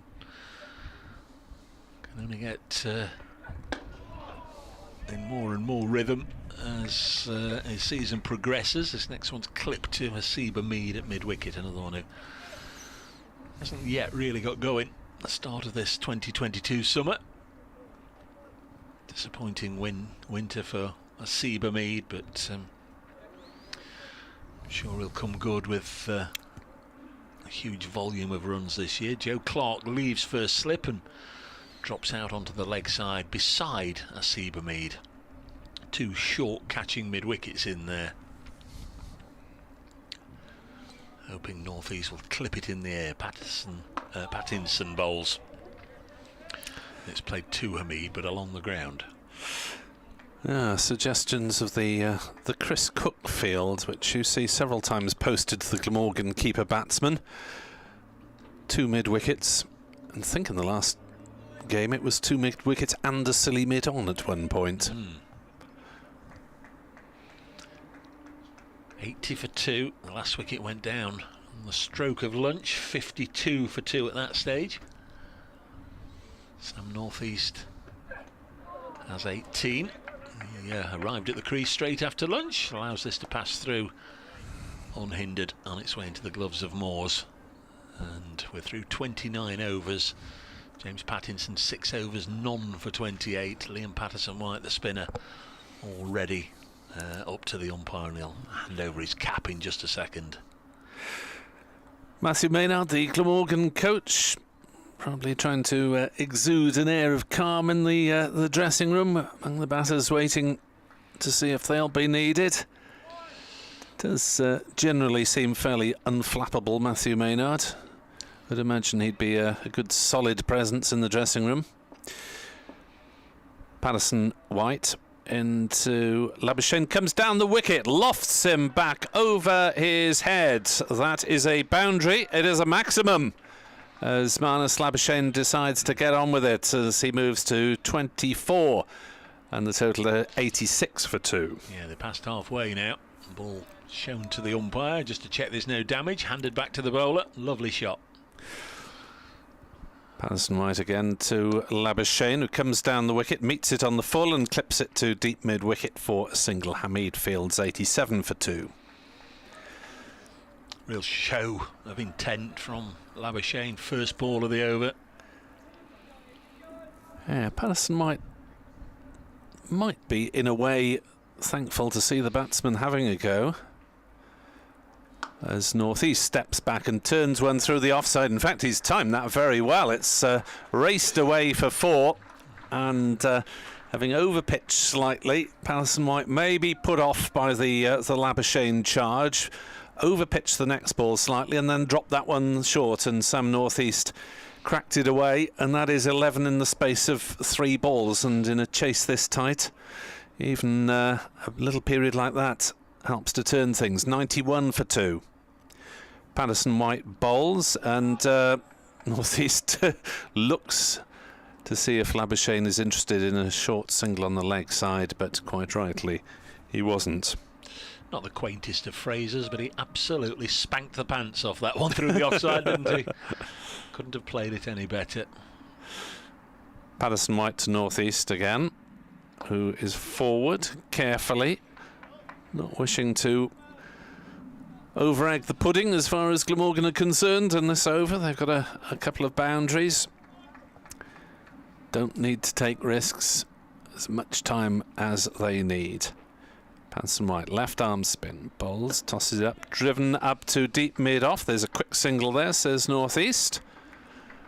And he will take the strike, therefore. Well, a very productive over. 12 runs off it. 92 for 2 Glamorgan. North East has 23. Labuschagne has 25. Glamorgan need 74 more runs to win, with 8 wickets in hand. And maybe the Easter chocolate is slipping down to the stomach of Welsh followers, with fewer butterflies to accompany it. Yes, that'll be a real hindrance to Stephen Mullaney. He'd not only want Liam Patterson-White to be a wicket-taking threat, he'd also want him to keep it nice and dry from this end, not go for many runs. So 12 from that one. Just give the skipper something extra to think about. Pattinson is in, bowl short, pulled away, cries of catch, and it's going to be straight down the throat of Dane Patterson, and he's caught it. Falling backwards And North East has to go, and Dane Patterson never for 1 second looked comfortable underneath that. He circled, he went this way, he went that way. Maybe the ball was just doing a little bit in the air. All his teammates yelling catch, the crowd behind him holding their breath, and Dane Patterson underneath it takes the catch, and James Pattinson has a wicket, and it's the wicket of Sam North East, who's gone, caught Patterson, bowled Pattinson for 23. Glamorgan 92 for 3. Well, Nottinghamshire badly needed that one. 40 added for that wicket. 2 very experienced batsmen. And North East took on the challenge. It was a fair enough decision, but he had to get it right, and he didn't get it right. Didn't get a full bat on it, and even on the short side of the ground.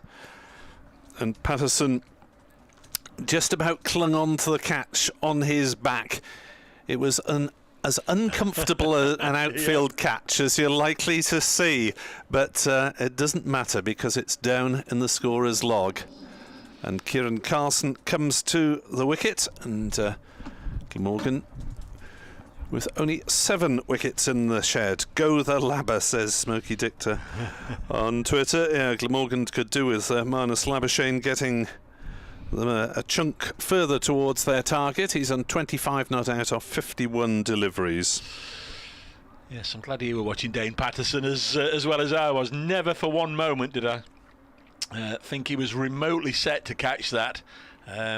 He's got good hands, we know that. He took some blinding catches last year in his first year at Trent Bridge, but it almost seemed, watching him, as if the ball was doing its level best to deceive him. If he took a slight pace to his left, it seemed then he had to quickly adjust to his right and then go back and then go forward. Never seemed to be underneath it, as normally you see people when they just get nice and comfortable and watch it all the way into the hands. He was all over the shop and ended up taking it and falling backwards, but he hung on.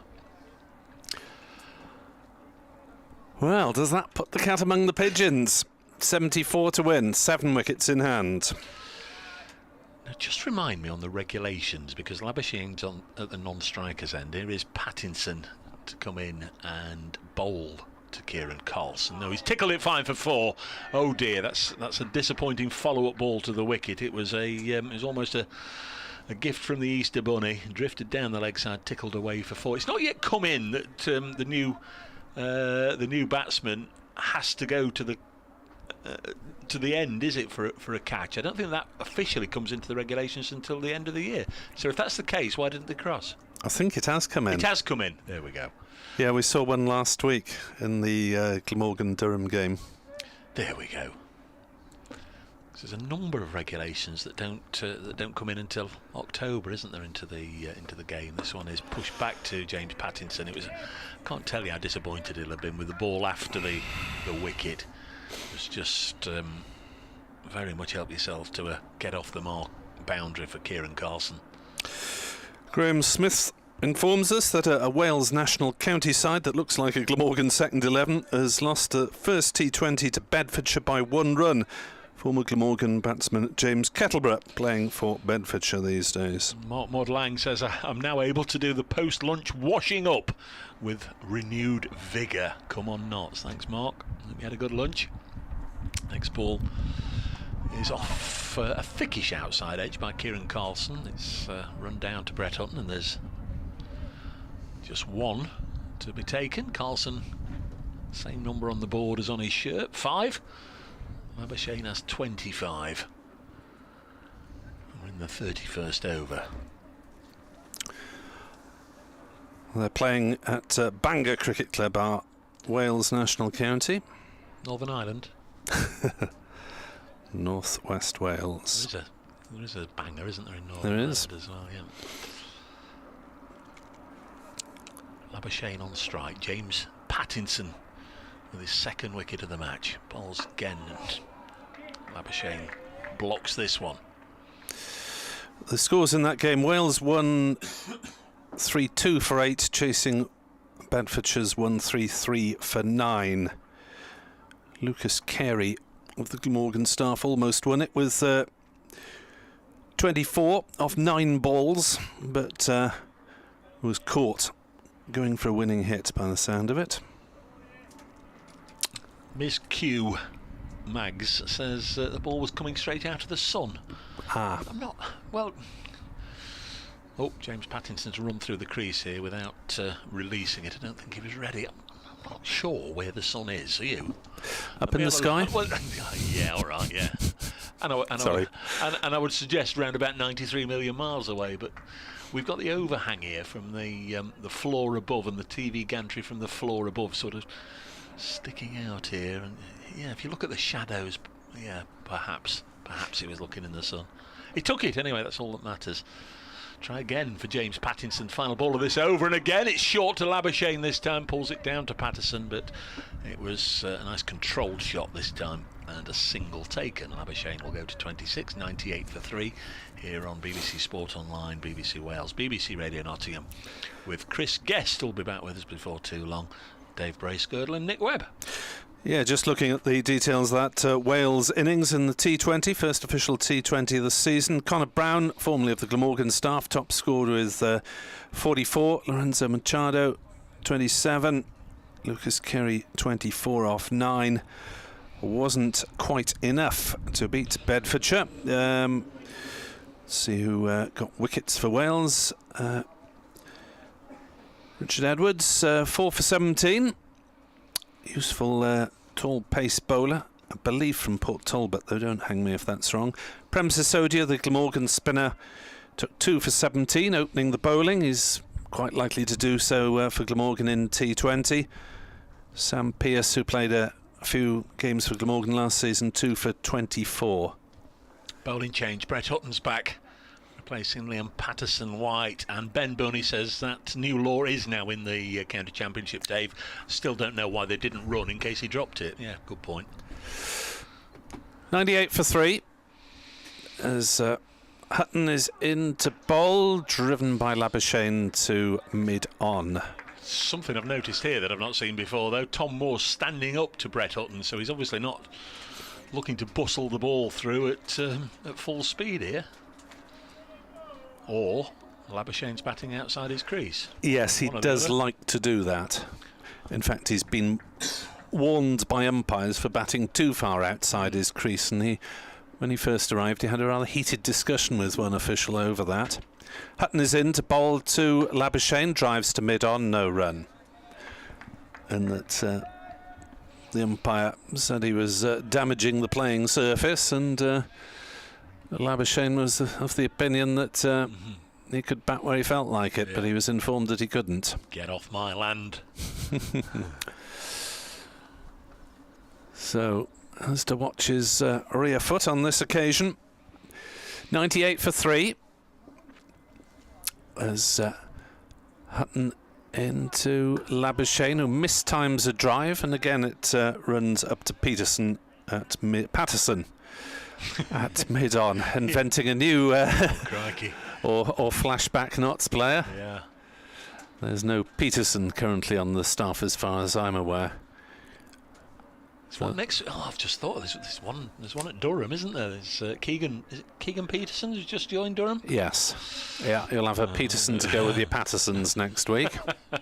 South African batsman. Hutton is into Labuschagne, who drives, and the ball strikes the stumps at the non-striker's end, but Kieran Carlson had turned and made his guard just in case Hutton had got a fingernail on it.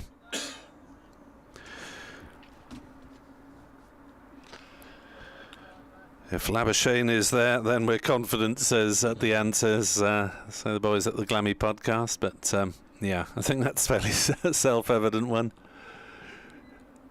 98 for 3. Labuschagne 26 and remains on that score as he defends a grunting delivery from Brett Hutton. I mean, that's where you sign your Marnus Labuschagnes, isn't it? It is. To win matches from this sort of situation. Luke James, who's listening in Slovenia. I've not been there. No. Says, interesting to note, the Cricketer magazine said Glamorgan were one of 2 sides in danger of being cut off from the championship. As Hutton is in to bowl, Labuschagne drives through the offside, 4 runs, beating the infielder and giving the point man on the boundary.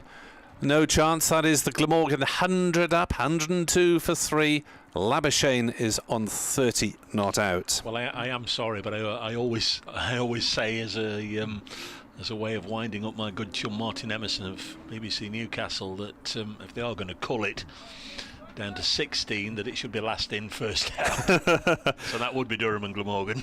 Yes. Haven't got the history, Glamorgan, just the 101 years now. Who says cricket is resistant to change? Luke James says also the cricketer predicted that Notts would be Division 2 winners. Well, I wouldn't bet against Notts being Division 2 winners. Whatever happens here this afternoon over the course of the season, I think their quality will tell. James Pattinson looking to find that bit of quality. Kieran Carlson forces this away. Should get 2 runs. Brett Hutton doing the fielding. Last time they were in the division in 2017, they got promoted winning 7 of 14 matches, so I'd imagine something of that order would be required. So 1 win already. No side is going to go unscathed through a 14-match season, or very, very rarely you'll see a side go undefeated. Next ball is a no ball. Chris Watts says James Pattinson overstepped again. And that's 2 more to the total. 106 for 3. 60 are required. There are 19 overs after this one. In fact, all but 20 overs left.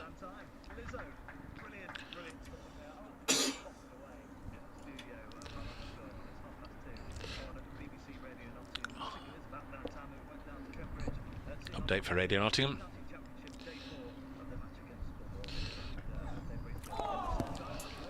Well, Notts have just picked up another wicket. It's an important one. This game you do feel is still drifting away from them, but Sam Northeast, who made 85 in the first innings, high quality player, just decided to take on the extra pace of James Pattinson. It was a high hook down to long leg, and Dane Patterson, the fielder down there, the fielder was looking into the sun. He went this way and that, the ball swirling around, and he eventually took an excellent catch over his head, falling backwards. And that was Northeast, gone 92 for 3. 14 runs though have come very quickly since then. Glamorgan set to score 166 to beat Notts. They're 106 for 3. Latest delivery has gone through. A little bit of a play and a miss from Kieran Carlson. Went hard at it. Goes through to Tom Moores. We usually enjoy straight away the studio turning off the live feed to the programme that they're on, but little disappointed not able to listen to Jake Garner's show, because this afternoon it's famous TV themes, so that would be nice to guess a few of those. As Pattinson is in and bowls and worked away again. I'm not sure if it was either a cry of catch. In fact, I think it was a cry of to your right, Ben, because he may have lost it, Ben Slater, but makes a good stop. But they come back for 2, 108 for 3. I like stuff like that, little TV themes you might have forgotten. Become a bit of an earworm, don't they, some of them?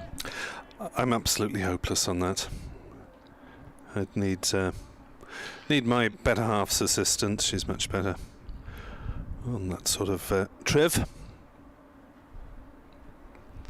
Pattinson. Here he comes and bowls. Kieran Carlson forces it to point. Good stop by Harrison, who's always a live wire in the field.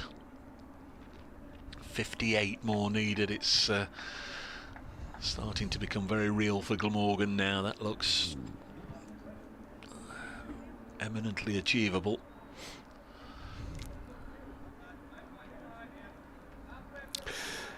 Yeah, I think past 103 down, even the most gloomy of Welsh supporters might be getting a bit more cheerful. Pattinson bowls, another single here taken by Kieran Carlson. This time to the left of Harrison, who does a complete 360 degrees as he picks it up and decides which end to throw it, but the batsman had already completed their single. 109 for 3.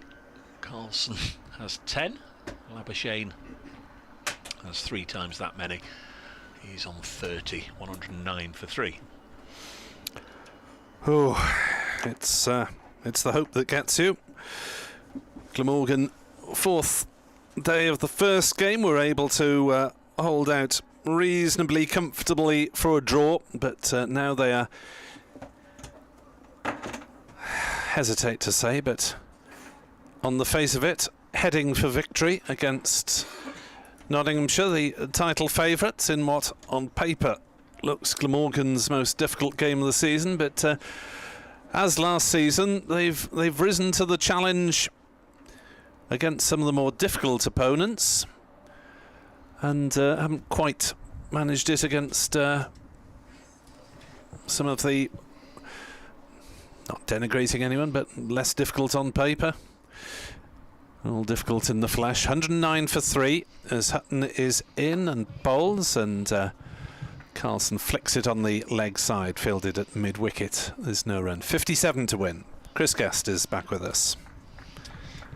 Yeah, we keep saying, don't we, each partnership's crucial for Glamorgan, but just eking away at that run chase now. Only 57 required to win. 7 wickets still in the shed, and Labuschagne looking comfortable at the crease.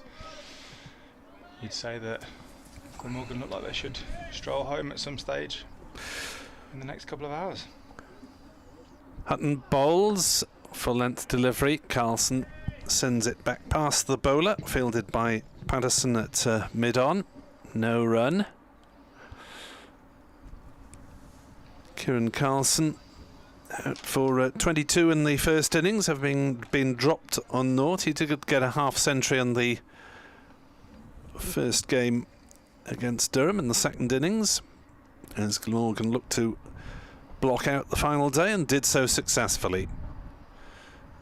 Next delivery is played nicely away on the offside by Carlson, just backward of square, down to wide third man, stroke backward point.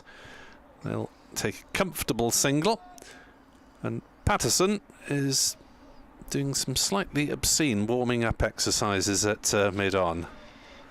A few glute bridges there. Looks an organised cricketer, Carlson. Relatively still at the crease, and just a slight movement just before release just gets himself in and around that off-stump position, just to help with his judgment. Hutton bowls. Labuschagne plays that one to short mid-wicket. No run. No run, as he says very emphatically. You can hear that from up here, can't you? The quirky character, isn't he? Honest, looks very much like he enjoys the game, though. 24 hours a day. Don't know if he's got an off switch. Can maintain it, good on him. Hutton in to Labuschagne, who cuts or guides down to short third man, but there is a man in that position, saving the single. Yeah, it's an interesting position, that. It's not a catching position there at gully, and 5 yards either side, it's not saving a boundary either. Can't quite work out what the plan might be with that fielder right there.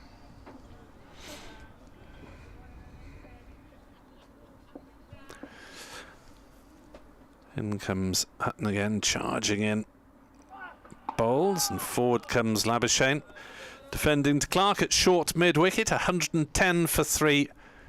Carlson is on 11, Labuschagne is on 30. There's been a wicket apiece for Patterson, White and Pattinson, the latter caught by Patterson.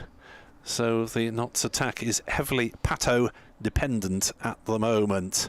56 to win for Glamorgan, 7 wickets to win for Nottinghamshire. Very much so. And Patterson back into the attack after a outstanding first spell, 9 overs, 1 for 12. Maintained excellent control and discipline through that first spell, and he'll be hoping to continue that now and pick up another wicket. The prize wicket of Labuschagne not on strike at the moment, so Carlson on strike. Would you like to describe it for us, Chris? Happily. It's part of your ongoing broadcasting education. Absolutely. Field has gone out again, so there's the deep square just in front and a deep square behind. Mention whether they'll take the risk and go for the short ball. Patterson is in now and beats the outside edge straight back onto that channel outside off stump. Carlson prodding forward, doesn't make contact and goes straight through to Moores. We've got 2 slips, a third man, a cover point in the ring, mid off, mid on, mid wicket, and then a deep square in front and a deep fine leg. Patterson's at the back of his mark and setting off again in. Going through and Carlson pushes into mid on there. Thought there could be a single, but sent back. Yes, that looked like the sort of run that Labuschagne would normally take. Alan Jones saying he's thoroughly enjoyed us on the stream this week, and the prospect of a win does no harm. Never in doubt, says Keith Davis of Usk. Oh dear. Kian Davis says, do you think Glamorgan can win before their his flight home from Lanzarote goes? Well, they're on the charge at the moment, but Carlson defending into mid-wicket there. Patterson with a tight line. I don't think it's advisable that I ask the pilot to wait until the end, he says. How times have changed. I remember listening to Glamorgan commentary on 882 kilohertz medium wave, sitting waiting for a ferry at Calais, and that was as far as commentary went, and you were thankful for that. That's exotic. It wasn't exotic in those days. And Patterson in again, outside off stump, and inside edge down to fine leg, brings Carlson a single. Labuschagne on strike, takes the score onto Nelson, 111 for 3. And Notts will be hoping that Nelson brings a wicket here. 2 balls to come in the over. And reinforcements in the leg side here, so second slip comes out into a sort of catching square leg just in front as well. So we're looking to target the stumps here of Labuschagne. As I say that, goes past the outside edge on 4th or 5th stump line and play a miss. Yeah, so Nottinghamshire have to attack to a certain extent here. Well, have to attack to a great extent, really. But on the other hand, if you're on the attack, you leave the possibility of boundaries. So still 3 back on the boundary, and a few singles maybe to be had. Yeah, the offside looks open as Patterson comes in again. And there, straight line, Labuschagne defending back towards mid-off. Very much plan, looking to get him playing in the leg side. 5-4 leg side field there. You're listening to BBC Sport Online with Chris Guest, myself, Nick Webb, and Dave Bracegirdle. 111 for 3 on this lovely afternoon in Nottingham. And it'll be even lovelier for the small band of Welsh supporters here, with the daffodil flag still on the Fox Road stand away to our left. So, bit of a quick look at what's happening elsewhere around the country as well. See if any other games are. Last time I checked, Hutton was still not out. Is Hutton still not out? Yep. Compton, not Hutton. We've got Hutton bowling. Hutton and Compton. Well, yes, that's before even my days. As Hutton bowls and driven down the ground by Carlson, but fielded by Mullaney, no run. Ben Compton, formerly of Notts, is still not out. 74 not out. At the other end, Ahmadullah Kadri is also 74 not out, as Kent trail Lancashire by 34 runs with 3 second innings wickets remaining. Player Ahmadullah for England under-19s as well. As next delivery is driven by Carlson out into the offside, and he's got that one backward of square. It'll run away for 4 runs down to wide third man. And Carlson on to 16, 115 for 351 needed. Not sure if he meant to hit that one backward of square. No, I think it squirted off the outside half of the bat, that one. Went away behind point. So Kent with just a glimmer of a hope of holding on if Compton can survive further. Hutton bowls and Carlson gets a slightly fortunate single down to fine leg, this time off the inside half of the bat, but they all count. 116 for 350 to win. At Bristol, Gloucestershire were bowled out in their second innings for 359, which left Yorkshire 211 to win. They're 10 for naught after 8. So that one should be a positive result one way or the other, but all results still possible, you'd think, at Bristol. Sussex look as though they're going to hang on for a draw in some style. Hutton bowls, and that's carved away through the offside. It's not quite uppish enough to enthrall Nottinghamshire supporters by Labuschagne. It was on the first or second bounce down to the cover point boundaries. He wasn't in control of that. Rehearses the shot, got away with it. 117 for 3. Yeah, he was just hard drive there, and again caught the outside half of the bat. Looked like he was through the shot a little bit early and just went out towards Ben Slater, I think it is, out there on the cover boundary. A couple of bounces. Carlson back on strike and defends. Interesting to see that mid-wicket has moved into virtually a catching position. At Derby, Sussex 403 for 2 at the drinks break in the afternoon in their second innings. They are 72 now ahead. Tom Haynes is 221 not out, and Chetashwar Pujara is 125 not out. So what looked like a Derby victory is turning into odds on a draw there. Yeah, some big toil for the Derby bowlers there.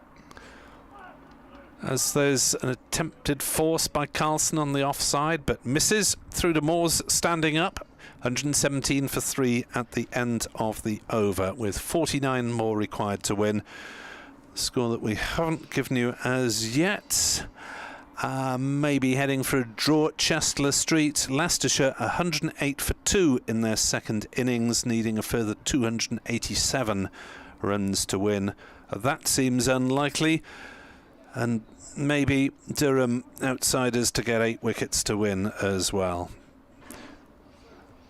Anything we haven't given you? No, that's it. 5 games still ongoing.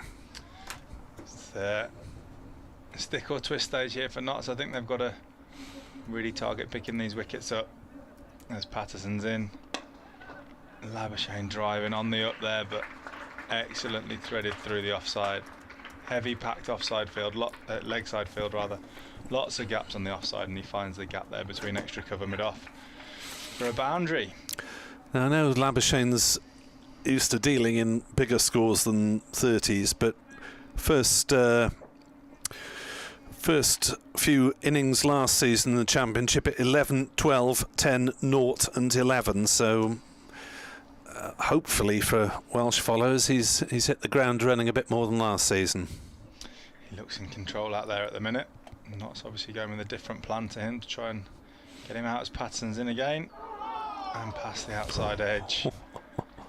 Labuschagne on the walk there, playing outside in front of the body and through to Moores behind the stumps.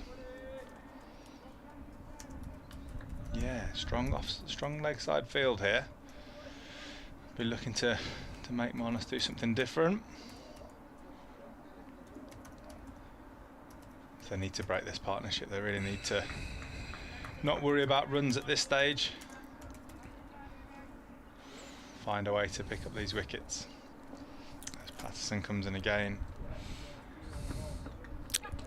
Dropped. And it's dropped at first slip. I think Moore's diving across, found the outside edge. Well, could that be the moment that Nottinghamshire live to regret? Patterson holding lovely line length. Labuschagne edged. Moore's diving across. I think Moore's might have got the hand on it.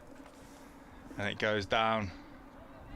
Big opportunity there for for Notts to break this partnership and remove Labuschagne. Not taken. Wicket keepers or slips catch? I'm happy to see the keeper go as Patterson comes in again. And defended by Carlson. Yeah, you want the keeper to commit. If they're committed and they're going for it, you don't want that to go through first and second slip. The first slip and the keeper, there was no chance of that happening, but Morse just didn't quite manage to hold on with the outstretched right hand there. Right instinct, it might have been... You've got to go with your instincts, as you say, but looking at the replay, it might have been an easier slip catch than keepers. Absolutely. Patterson comes in again.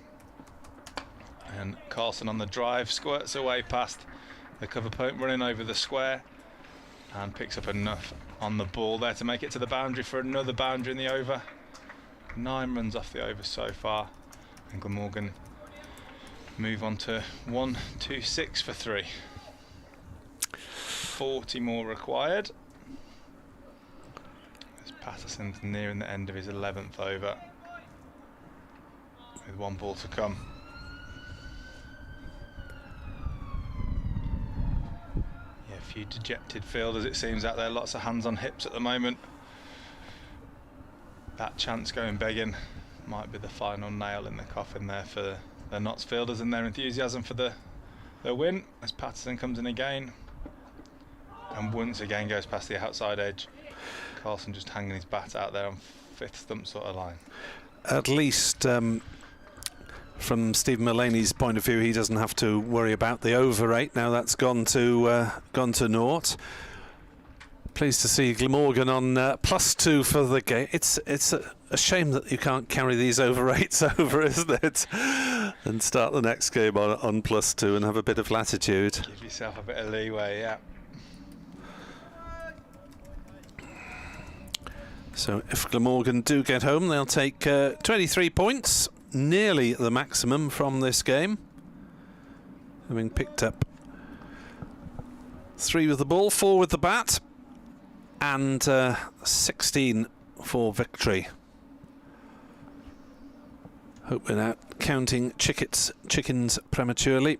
Hutton to Labuschagne, who glances that one down to backward square, runs the first one fast, but subfielder Harrison doing the honours and preventing them from coming back for a second. 127 for 3. Carlson quickly on to 21. Labuschagne to 37. That fielder that was in the sort of hovering deep gully region, I suppose, has now moved into a more conventional backward point area. As steams into bowl, full length, driven by Carlson, straight to mid-off. Tell the lines are pretty straight because mid-on and mid-off are having to work all the time. Yeah, mid-on, mid-off straight, and they've got catchers on either side of the wicket there at extra cover and a mid-wicket, so we'll be looking to go full and straight, bring all dismissals into play. Have the catchers there in front of the bat rather than behind the bat with the field that's set here.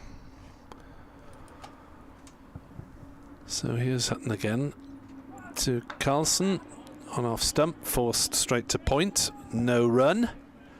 127 for 3, Carlson 21, Labuschagne 37. If you're just joining us, Nottinghamshire bowled out for 242 this morning. Hutton 17, Everson last out for 38, Patterson 2 not out, 3rd wicket for Hogan and a 2nd for Wheel. Van der Hoogten 4 for 60 had the best figures overall after that nice little period he had last night when he took 4 wickets in succession. Hutton bowls, driven by Carlson, well fielded by Hamid at cover. You're not likely to get a dull passage of play with Kieran Carlson at the wicket, are you? No, he seems energetic. He's very energetic in the field as well. Looks like an excellent fielder. Covers the ground well. And he looks like he's busy at the crease, and him and Labuschagne will be looking for any run scoring opportunity that's available to them. 127 for 3, 39 runs needed for victory. 7 wickets still required for Nottinghamshire to snatch this one back as Hutton bowls, and that's clipped off his legs by Carlson. He'll get 4 runs down to the pavilion there. Maybe Hutton just straying towards leg stump, and Carlson deflected it fine up towards the dressing rooms. 131 for 3, 35 to win.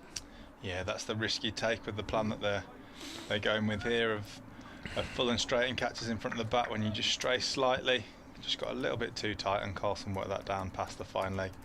Very fine for a 4.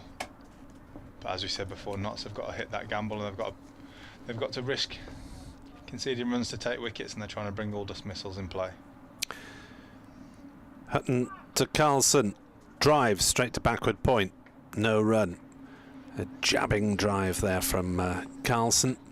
131 for 3 at the end of the Hutton over. He's bowled 9 overs, 0 for 28. Wicket takers Pato, Pato and Pato, 1 for each in this innings. They've just moved the run rate on, haven't they, the last 5 or 6 overs here, Glamorgan. Just pressed a little bit of an accelerator and taken the innings run rate up to almost 3.5. Just needing 35 more runs now to win. Plenty of overs to go, and second slip comes back into Labuschagne now from that catcher in front of square. Probably off the back of the last ball that Patterson bowled to him, which found the edge. As he comes in again, past the umpire, and Labuschagne forwards off the outside half of the bat, defending, gets a single down to third man. Simon Trafford, the photographer, is an admirer of your work. He says you sound like Jake Ball. Well, there we go. I wish I could bowl like Jake Ball. I haven't heard Jake Ball speak, to be honest. Ball in Mansfield? Yeah, I don't know how I've got that. Maybe it's just because I'm in the area. Local accent. Exactly. As Patterson comes in again, and Carlson works this one down to third man for another single off the back foot. More control on that occasion. Just guiding it down for an easy single. Caden on Twitter, Glamorgan's biggest win for years if we finish this off. Not surprised though, this is our best team in years. Gosh, that's optimism at this stage of the season. I'd suggest that beating Lancashire last season was pretty impressive as well. We were only saying yesterday there's not many optimistic cricket fans, so we'll go with that one. As Patterson comes in again, bowls to Labuschagne and again beats the outside edge. This is an excellent spell to Labuschagne here. He's found the edge, dropped by Moores, and he's gone past the bat 3 or 4 times in the last couple of overs as well. I've got into the bad habits. I scribbled down a chance as dropped off Pato there and forgotten to write which of them it was. It was Patterson, who is currently bowling from the pavilion end. It was, and he's in again. Charging in, and Labuschagne forwards, gets well outside of his crease there and drives to mid-on. I'll depart to inform BBC Radio Wales listeners, and Dave Bracegirdle will slot in alongside Chris Guest.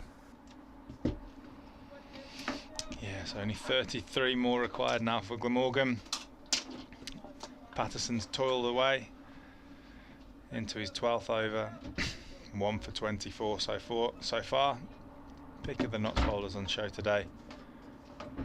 As he comes in again to Labuschagne and defended out to mid-wicket for no run. Still managing to find a little bit here despite 39th over of the innings. To go past the bat, find a little bit of movement off the seam. Don't think we're going to be having a tea interval here at Trent Bridge, or at least the time spent between 20 to 4 and 4 o'clock no doubt will be spent with some people having a little bit of a leg stretch on the outfield before making their way home, and maybe 1 or 2 members of the media waiting for interviews at the far end, but we're not that far away, you suspect, from this Glamorgan victory now. 33 required. A couple of boundaries will really break the back of it. Patterson final ball of the over, and Labuschagne picks that up out to square leg. Timed that beautifully out to Hamid on the boundary and fielded just for a single. 32 more are required. Not been the biggest of crowds today, certainly in comparison to the first 3 days, but there's still, I'd say, still 1,000 people inside Trent Bridge maybe. Not so many in the William Clark stand today, and they're a long way away from the action, maybe 6 or 8 people there, probably 20 or 30 in the Smith Cooper stand. They're the ones away to our right, quite some way away from the actual playing strip, which is more towards the Fox Road side of the ground. And those over there to our left are once again cupping their eyes to see the action. They're looking right into the sunshine. Apart from those that have gone to the very, very top, the top 4 or 5 rows of those white plastic bucket seats are in a little bit of shade up there. It's a good view, you're fairly close to the action. Can hear all the shouting and whatnot on the field. Fairly very much part of the entertainment. Here's Liam Patterson-White. Got the first of the 3 wickets to go down and bowls, and this is hit back to the bowler on the bounce. Patterson-White feels he tossed it up in the air as if to fall and make mugs of those of us that had thought he'd caught it on the fall. Now a single taken, a push by Labuschagne. Labuschagne takes him to 40, 135 for 3. And Glamorgan require 31 more. Liam Patterson-White bowls, trying to get as much purchase on the ball as he can, but Carlson, unruffled, plays it straight back to the 22-year-old.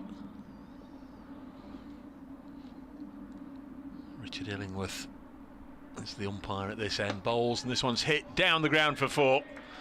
Used his feet nicely there, Kieran Carlson. It was in the air for a while, but out of reach of Liam Patterson-White and not within reach of James Pattinson at mid-off. Hit to the offside of straight for 4. 139 for 3, and it might just all happen, Chris, in a hurry now. Yeah, I think Glamorgan are stepping on the accelerator and looking to get this game done. 27 more. Carlson leaves his crease, pushing it to the left of James Pattinson for another single. 140 for 3. Glamorgan require 26. See that Kadri's out for Kent, so they're 8 down in their second innings. Compton bidding to carry his bat through both innings of that match. 140 for 3. 1 or 2 more people have got in touch. End of the over. Keith Davis, big thanks to you all for bringing Trent Bridge into my home in Usk. Very much enjoyed the last few days, thanks to you, Keith. Yeah, listening from the back of the box with my eyes closed and thinking of the Nottinghamshire CCC. Yeah, you do sound like Jake Ball. There we are.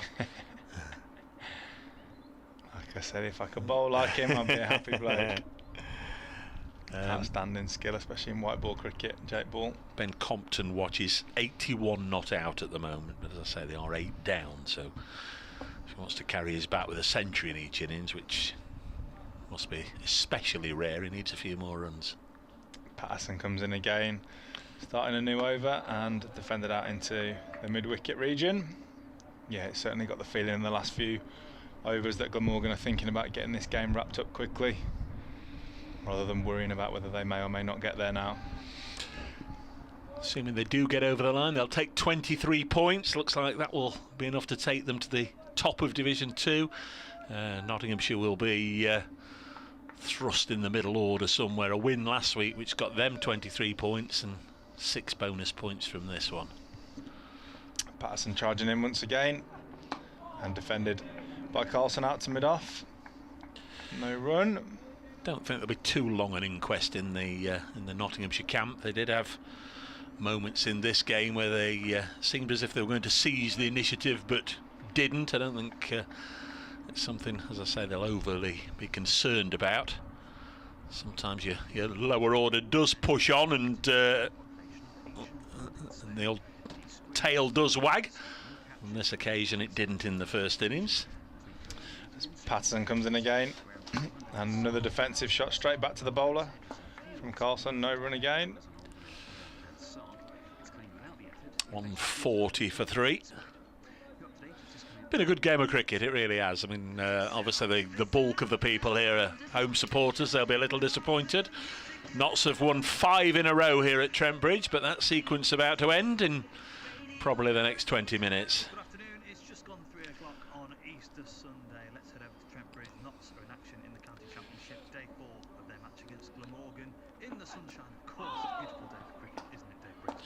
Yes, good afternoon again, Jake. We were just surmising there on commentary that this one might just be done and dusted in about 20 minutes or so, because Glamorgan only need 26 more to defeat Nottinghamshire. Notts, of course, had a fine home record last year, won 5 in a row at the end of the season here at Trent Bridge, but that record we feel is about to end. Glamorgan set to score 166. They have lost 3 wickets. The 3 Patos have taken a wicket apiece. Liam Patterson-White, Dane Patterson and James Pattinson. If you can get a head around all those Patos. Glamorgan 140 for 3 at the moment, though, and they're being guided to victory by the Australian, the world #1 test player, Marnus Labuschagne, who's on 40. Glamorgan need 26 more. They're 140 for 3. Thank you very much, and of course when we get an update from Dave... Yeah, it's been a good wicket, hasn't it, for a county championship match. It's provided a little bit for the bowlers. Going down into the afternoon session of day 4 for a result. Very good advert for championship cricket, I'd say. Patterson coming in to complete his 13th over as he comes past the umpire and finds the edge again, that drifts past third slip and goes for 4 runs. Catchable eye, wasn't it? Had there been anybody in there? Very catchable. Been unlucky, Dane Patterson. He's picked up the 1 wicket, but could have had Labuschagne earlier, and now could have had Carlson. Yeah, width on offer. Carlson, full swing of the bat, finds the edge, but it goes down to the boundary for 4 runs, and that's the 50 partnership off 66 balls for these two. Yeah, taking the game away from Notts. We often say it's a game of ifs and buts and whats and maybes, but on this particular occasion, looks very much as if the stronger side over the 4 days are going to get their rewards. Got a sub-fielder on. Typically, I've just put my binoculars in my bag. One of the young lads down there at mid-on. 22 required to win. That'll be Simon King. He's in the action. 1 hit straight to him at mid-on.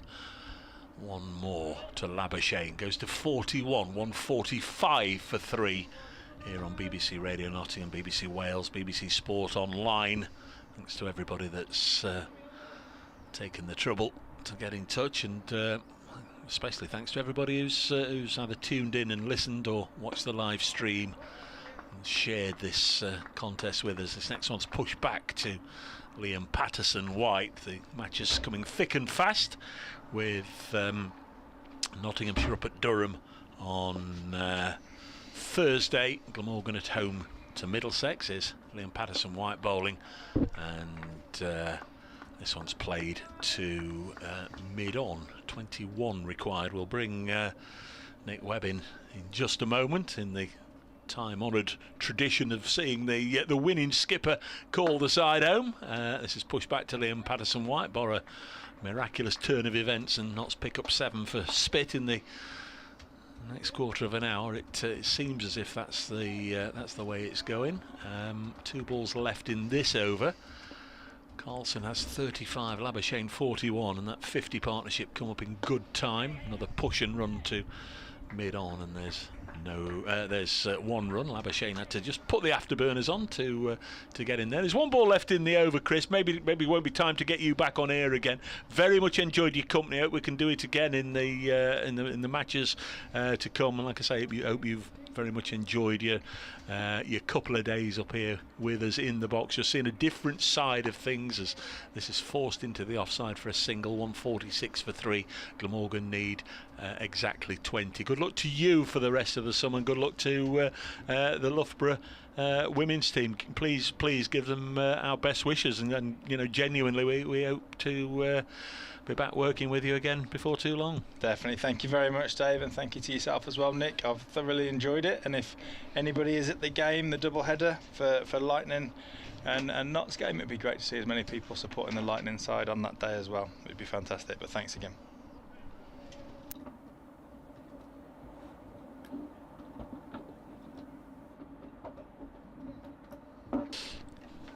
Thanks again to Chris, just doing the old double swap over here in the commentary box. James Pattinson's coming back as we welcome Nick back for the last act. Well, it's always a pleasure to call what looks very much like being a Glamorgan victory, barring something absolutely spectacular from the Nottinghamshire bowlers. 19 to win, 7 wickets in hand. Labuschagne 42 not out, Carlson 36 not out. As Pattinson bowls and driven by Labuschagne back down the pitch. No run. Professor Stephen Rolnick is listening and watching in Italy. He says his son refuses to go to the beach until Carlson and Labuschagne get us over the line. Can't complain, he's watching under an olive tree.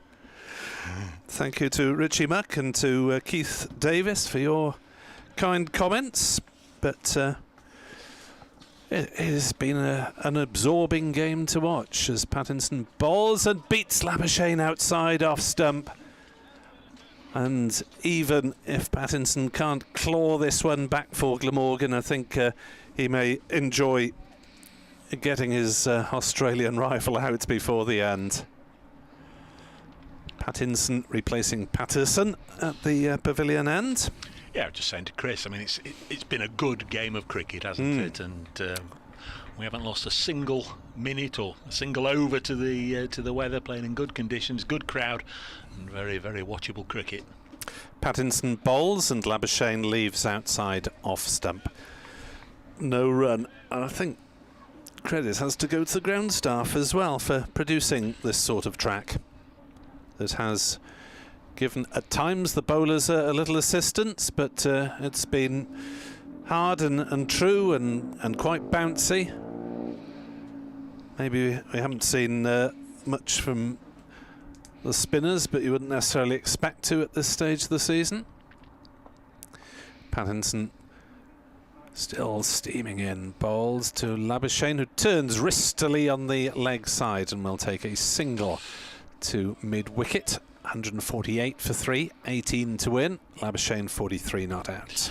Yes, he'll also be looking not only to be there at the end to try and eke out an extra 7 runs. I would imagine it's nice to be 43 not out when you side win, but it's better to be 50 not out, and that's definitely within his compass. Yes, there have been lots of contributions from around the Glamorgan side. Pattinson in bowls a short ball to Labuschagne, Carlson tries to hit it into the Fox Road. He tried to hit it into the city centre, I think. Nearly swung himself off his feet. It's a short ball, it was outside off stump and it wasn't really there for that particular shot. Looking at Glamorgan's bowlers, well, the frontline seamers have bowled well as a unit, as they say. Contributions from Lloyd, Northeast, Van der Hoogten and Wheel with the bat. As Pattinson bowls and Carlson drives, and that's one of Carlson's trademark shots, the cover drive that went racing away up to the Cooper White stand for 4. Yeah, hope James Harris has recovered from the illness that kept him out of his game. Of course, playing Middlesex next at Cardiff on Thursday. I guess that's a game he'll be desperate to be involved in after his spell away from Cardiff down with Middlesex. I'm sure he'll want to play against them, so they'll all be looking to see how the bowlers in this game pull up over the next few days before the squad is announced for Thursday. 2 umpires getting together for a bit of a chat. Not sure what that's about. Nothing of national importance, I don't think. 152 for 3 means Glamorgan require 14 more. Maybe just hey, this game's going to end a little bit early. We'll have a few minutes, a few hours off on a Easter Sunday evening that they weren't expecting. I'm sure all along. I think we've suspected it would be done. Oh my word, Liam Patterson-White has almost slung this one down the leg side. Whether he suspected Labuschagne was going to come a charging first ball or not. As a result, he fired it down the leg side, but the Australian dumbfounded him by staying exactly where he was. LPW bowls to ML, who chops it down for another single, running it towards third man. Single to Labuschagne, takes him to within one blow of a half century now. He's 44 not out, and Glamorgan need 13. Kieran Carlson, he could also get A50. Only one of them can, I think, because he's on 40. You'd need to do some real configuring to. I guess Carlson could get the next 9 runs, and then Labuschagne hit a 6 to win it. They could both get to 50, but probably that won't happen. 154 for 3, 12 to win. Bring Nick in as soon as they find their nose touching the finishing tape, which isn't quite there yet. Ben Duckett does the fielding, and speaking of Ben Duckett, as always we say at the end of the day, if you want to listen to some reaction, just leave your live stream on, those of you that are watching the pictures, as it's defended. As soon as we can, Aaron will be on the boundary edge. He'll be grabbing players and coaching staff if he can to get some post-match reaction. We promise that Ben Duckett will be first up just a few minutes after players finish. So if you follow watching the live stream, this is worked away on the leg side for a single, so 11 are required, 155 for 3. I'm afraid the Glamorgan supporters will have to wait until Nick does his stuff, pulls a rabbit out of a hat and pops it on social media. Yeah. Or on, watch the BBC Sport Wales Twitter account. We'll try and get something on there for you within the hour if I press all the right buttons, which is by no means guaranteed. But if you want some hot off the press Notts reaction, Aaron will be speaking to whoever he can get, but we are promised that Ben Duckett will be first up to chat about this game and maybe look ahead. 155 for 3. Not sure we're right at the last knockings yet, maybe the last over, but whatever happens in it, Nick will talk you through it. Emir Evans says, finally risking a tweet, excellent game of championship cricket, as Pattinson starts with what looked suspiciously like a no ball on height to me, but it isn't called. It went sailing over Labuschagne's head. Emir says, well done to Glamorgan on a fantastic effort from start to finish. So many excellent performances. Special mention to TVDG, with ball and bat on second and third evenings. Pattinson bowls and Labuschagne chops it down to third man. He may well get 4 runs. He will get 4 runs as the charge of Hutton at third man doesn't quite reach it in time. Labuschagne under 49 not out, and Glamorgan on to 159 for 3. So it has been relatively comfortable, albeit not completely one-sided for Glamorgan, chasing 166. It could have been a nerve-jangling target had a couple gone early. But Salter and Lloyd, albeit not going on, made an aggressive start as Labuschagne defends that one. 42 before Salter went. Lloyd's dismissal on the stroke of lunch might have made things a tad uncomfortable at 52 for 2, but 40 for the next wicket between the very experienced pair of Labuschagne and North East. And since then, Kieran Carlson has come at it strongly and probably deserved a half century himself. 7 to win, 159 for 3. Pattinson is in to bowl to Labuschagne, who drives to cover, and there's no run. Thank you to Jeff in Llantwit Major for your comments. I hope you've enjoyed our coverage and that of the Trent Bridge team doing all the picture work to produce the video stream. which many people enjoy along with the BBC commentary. 159 for 3. Labuschagne 49 not out, as he will get to his half century here with a push and run on the offside.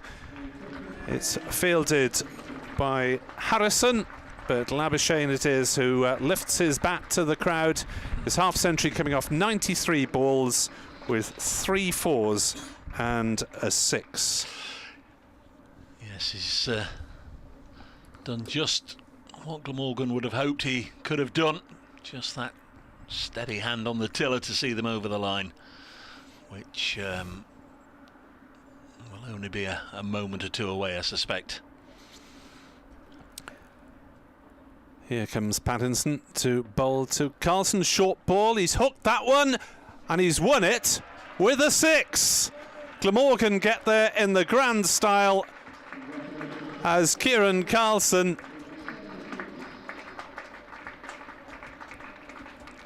that one was dispatched away, and Glamorgan have won it at 166 for 3. Nice way to win the game, and instant celebrations out there in the middle. Marnus Labuschagne straight away raised his arms aloft and then went down to congratulate his batting partner. Labuschagne 50 not out, Carlson 47 not out. They've done a fine job here to get Glamorgan over the line. Nice interaction between the two sides out on the field, as normally you get in cricket. They're all shaking hands, congratulating each other. They know rivalries will be renewed again before too long. And nice to see as well the umpires getting the respect and admiration of all the players for a fine job. Well done. Thank you, Richard Illingworth, and his partner Chris Watts. The ground staff are already out there. Work will be begun on repairing this wicket, but for Nottinghamshire and for Glamorgan, work will already be starting towards the next match on Thursday. They come round thick and fast. Many congratulations to Glamorgan. Very much enjoyed their brand of cricket this week, enjoyed the interaction that we've had with the Glamorgan supporters and the many that have travelled up for this game. Hope they've certainly enjoyed their visit. Also, the Nottinghamshire supporters come out in their numbers to see this entertaining side that Peter Moores has put together play a good brand of cricket. Won last week, lost this week. They will be hurting a little bit, but they'll know there's a long way to go in the season. And you'd imagine, as one of my co-commentators said earlier, you'd imagine that talent will out in the end, and Notts will go on and have a fairly successful season in Division 2 of the County Championship, but makes it very interesting at the moment with Glamorgan going to the top of the table with this victory. Marnus Labuschagne in the runs, and I think one or two other counties will be looking on and wondering how to play the Australians. There's been some fine performances from Notts. You'd have to say Ben Duckett shading it for Nottinghamshire, 122 and 95. He couldn't have done any more, and just maybe Notts had opportunities in this game. There were 250 for 4. Let's get it the other way around on the first day. Yet only got 302, and then Glamorgan putting on all those runs for the last couple of wickets to go from deficit to a strong first innings advantage, and that's how it all panned out. Glamorgan take the spoils. They win by 7 wickets, their first win at Trent Bridge this century, but many congratulations to them, the better side this week. Thank you, Dave. Yes, they have brought out one of their best performances against strong opponents, as tended to be the case last season, and Carlson certainly seeing them home in style. The scoreboard was so fast that I was just checking to see that whether he'd got his 50 or not, but he finished 47 not out. Labuschagne was 50 not out, and by mid-afternoon Glamorgan can bask in the East Midlands sunshine and enjoy their position at the top of the table for the time being. Thank you very much indeed to Dave and to Chris for your company over the course of the match. It's been an absolute pleasure, Dave, and we look forward to being back in action on Thursday morning. Thank you, Nick. I was just about to say exactly the same. Always enjoyed time in the commentary box with Nick, and we'll renew acquaintances in the middle of the season down in beautiful Cardiff. And again, thanks to Chris Guest, who's been an absolute breath of fresh air joining us over the last 2 days. But principally to you for choosing us, for following on the BBC Sport website and app, and through the respective live feeds. From us all at Trent Bridge, we leave you this Easter Sunday afternoon with the news that the spoils this time have gone to Glamorgan. Many congratulations to them. They've defeated Notts by 7 wickets. From the entire commentary team and the production team, a very good afternoon from Nottingham.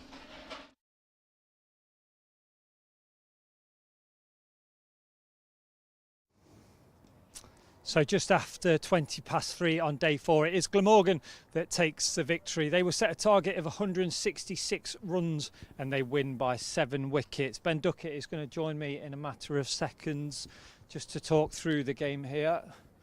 Ducky, commiserations. Obviously not the result any of us would have wanted, but what can we take from sort of that last effort to try and get those 10 wickets? Obviously it's disappointing, but on the other thing, it's early in the year. I don't think many people win it and go unbeaten throughout the whole summer. If I'm honest, maybe a slight wake-up call. We obviously want this just as much as anyone else, but when you do lose early on, we'll go away and try and get better. There's going to be tough games in this division, and that was one of them. And if I'm totally honest, I just feel like they outplayed us really from the start. So sometimes I think you do have to take your hat off occasionally and say well done to them. The way they bowled throughout, kind of I certainly had to work for most of my runs. Didn't come easy at times, and then the way Van der Gupten bowled yesterday kind of won in the game really. There's just been little periods this game where we got it wrong and they've killed us. But there's some things to take well. Some people bowl well. I'm very happy to start the summer like that for myself, so try and continue that.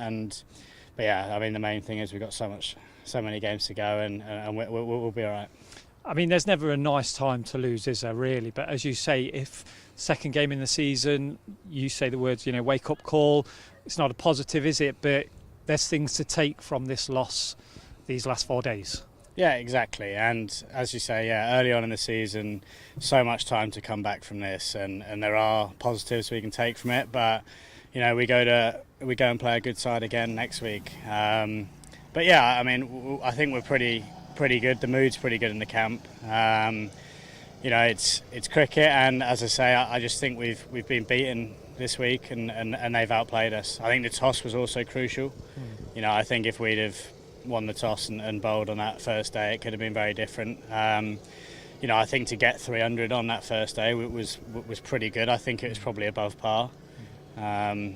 Just looking back on little moments like that 8th wicket partnership they had, if you add 80 runs on there for us, a completely different game. Changes the game, doesn't it, really? And I suppose it's those small little moments, isn't it? You talk about the camp, there's a lot of obviously change again this summer, as there always is in cricket. Teams, we've had overseas come in this week, literally get off the plane and come into the team. Is it good for you to kind of tell me and everybody else that the mood is good in camp, and we'll take this on board, we'll learn from it and we'll move forward? And then just on yourself, you mentioned obviously nice to start the summer as you did. You look very much in control out there. It looked like you saw the ball quite, well. 217 runs, so close to getting that second 100. You must be pleased with how you've played over the last 4 days. Yeah, I think firstly on our side, I don't want anyone to think that, we're not disappointed, because we are. We're just as disappointed as everyone else, but as I say, it's so early on in the year, there's no point in us getting down about this. We've got to pick ourselves up and go again next week. It does come around quick. On myself, I felt really good through pre-season. I think I said the other day in an interview I played a rubbish shot at Sussex, and I felt like I should have gone pretty big there and missed the boat. So, it was lovely to contribute here, but for me, I don't want to score hundreds and for us to lose. I want to score runs and us to win, and it obviously doesn't feel quite the same because we've lost. Obviously it's a long summer ahead, and it's a great way for me to start, and hopefully I can build on that. But I always talk about me scoring runs. I want the team to win, and so I'm gutted that we haven't been able to do that, but obviously happy with my form. Well, congratulations on passing 7,000 first-class career runs. Just finally on Durham next week, up there. What can we expect from them, and what kind of challenges will we face over those 4 days? Well, I think they're a side that we've played quite a lot in the last few years, and they know a lot about us. We know a lot about them. We know that their attack's pretty good, and especially in those conditions there. I didn't actually play there last year, but I think that was when Joey got a 5 from and we beat them. So obviously take that kind of confidence. It's just another game really. Every game we want to turn up and win. As you say, we have had 2 overseas who have basically got off a plane this week. It gives them a little bit more time to be ready. I think Dane actually was fantastic this whole game and deserved a lot more than he got. I think Jimmy would probably admit that he wasn't quite at it this week, and I know what it's like. It's a long flight from Australia, so fair play to him going straight into a 4-day game. Hopefully those boys fire next week. A few batters put their hands up, and there's no reason why we can't go there and win. Well, like I say, congratulations on your own personal performance. Very nice to see you out there in the middle. If you can just hang around by the pavilion, there are some other media duties, I'm afraid, for you. I'm sorry about that, mate. No worries. But congratulations. We can do this year. Yeah. Well done, mate. Thanks, buddy. All right. Okay. Ben Duckett says he's done. He's not doing any more media. If Ben Duckett says that, who am I to tell him any different? But yes, just to wrap it up here at day 4, Glamorgan with the victory. They were set a target of 166 runs and they did achieve it. 7 wickets left for them. As I just mentioned to Ben Duckett there, Durham awaits Nottinghamshire next week, and we will be back at home the following week when we face Worcestershire. Thank you very much for joining us over these past 4 days. We hope you've enjoyed the coverage. A win for Glamorgan, but in sport it comes around very quickly, and Notts will be looking to bounce back next week against Durham. From everybody here at Trent Bridge Live, enjoy the rest of your Easter weekend, and thank you very much for joining us.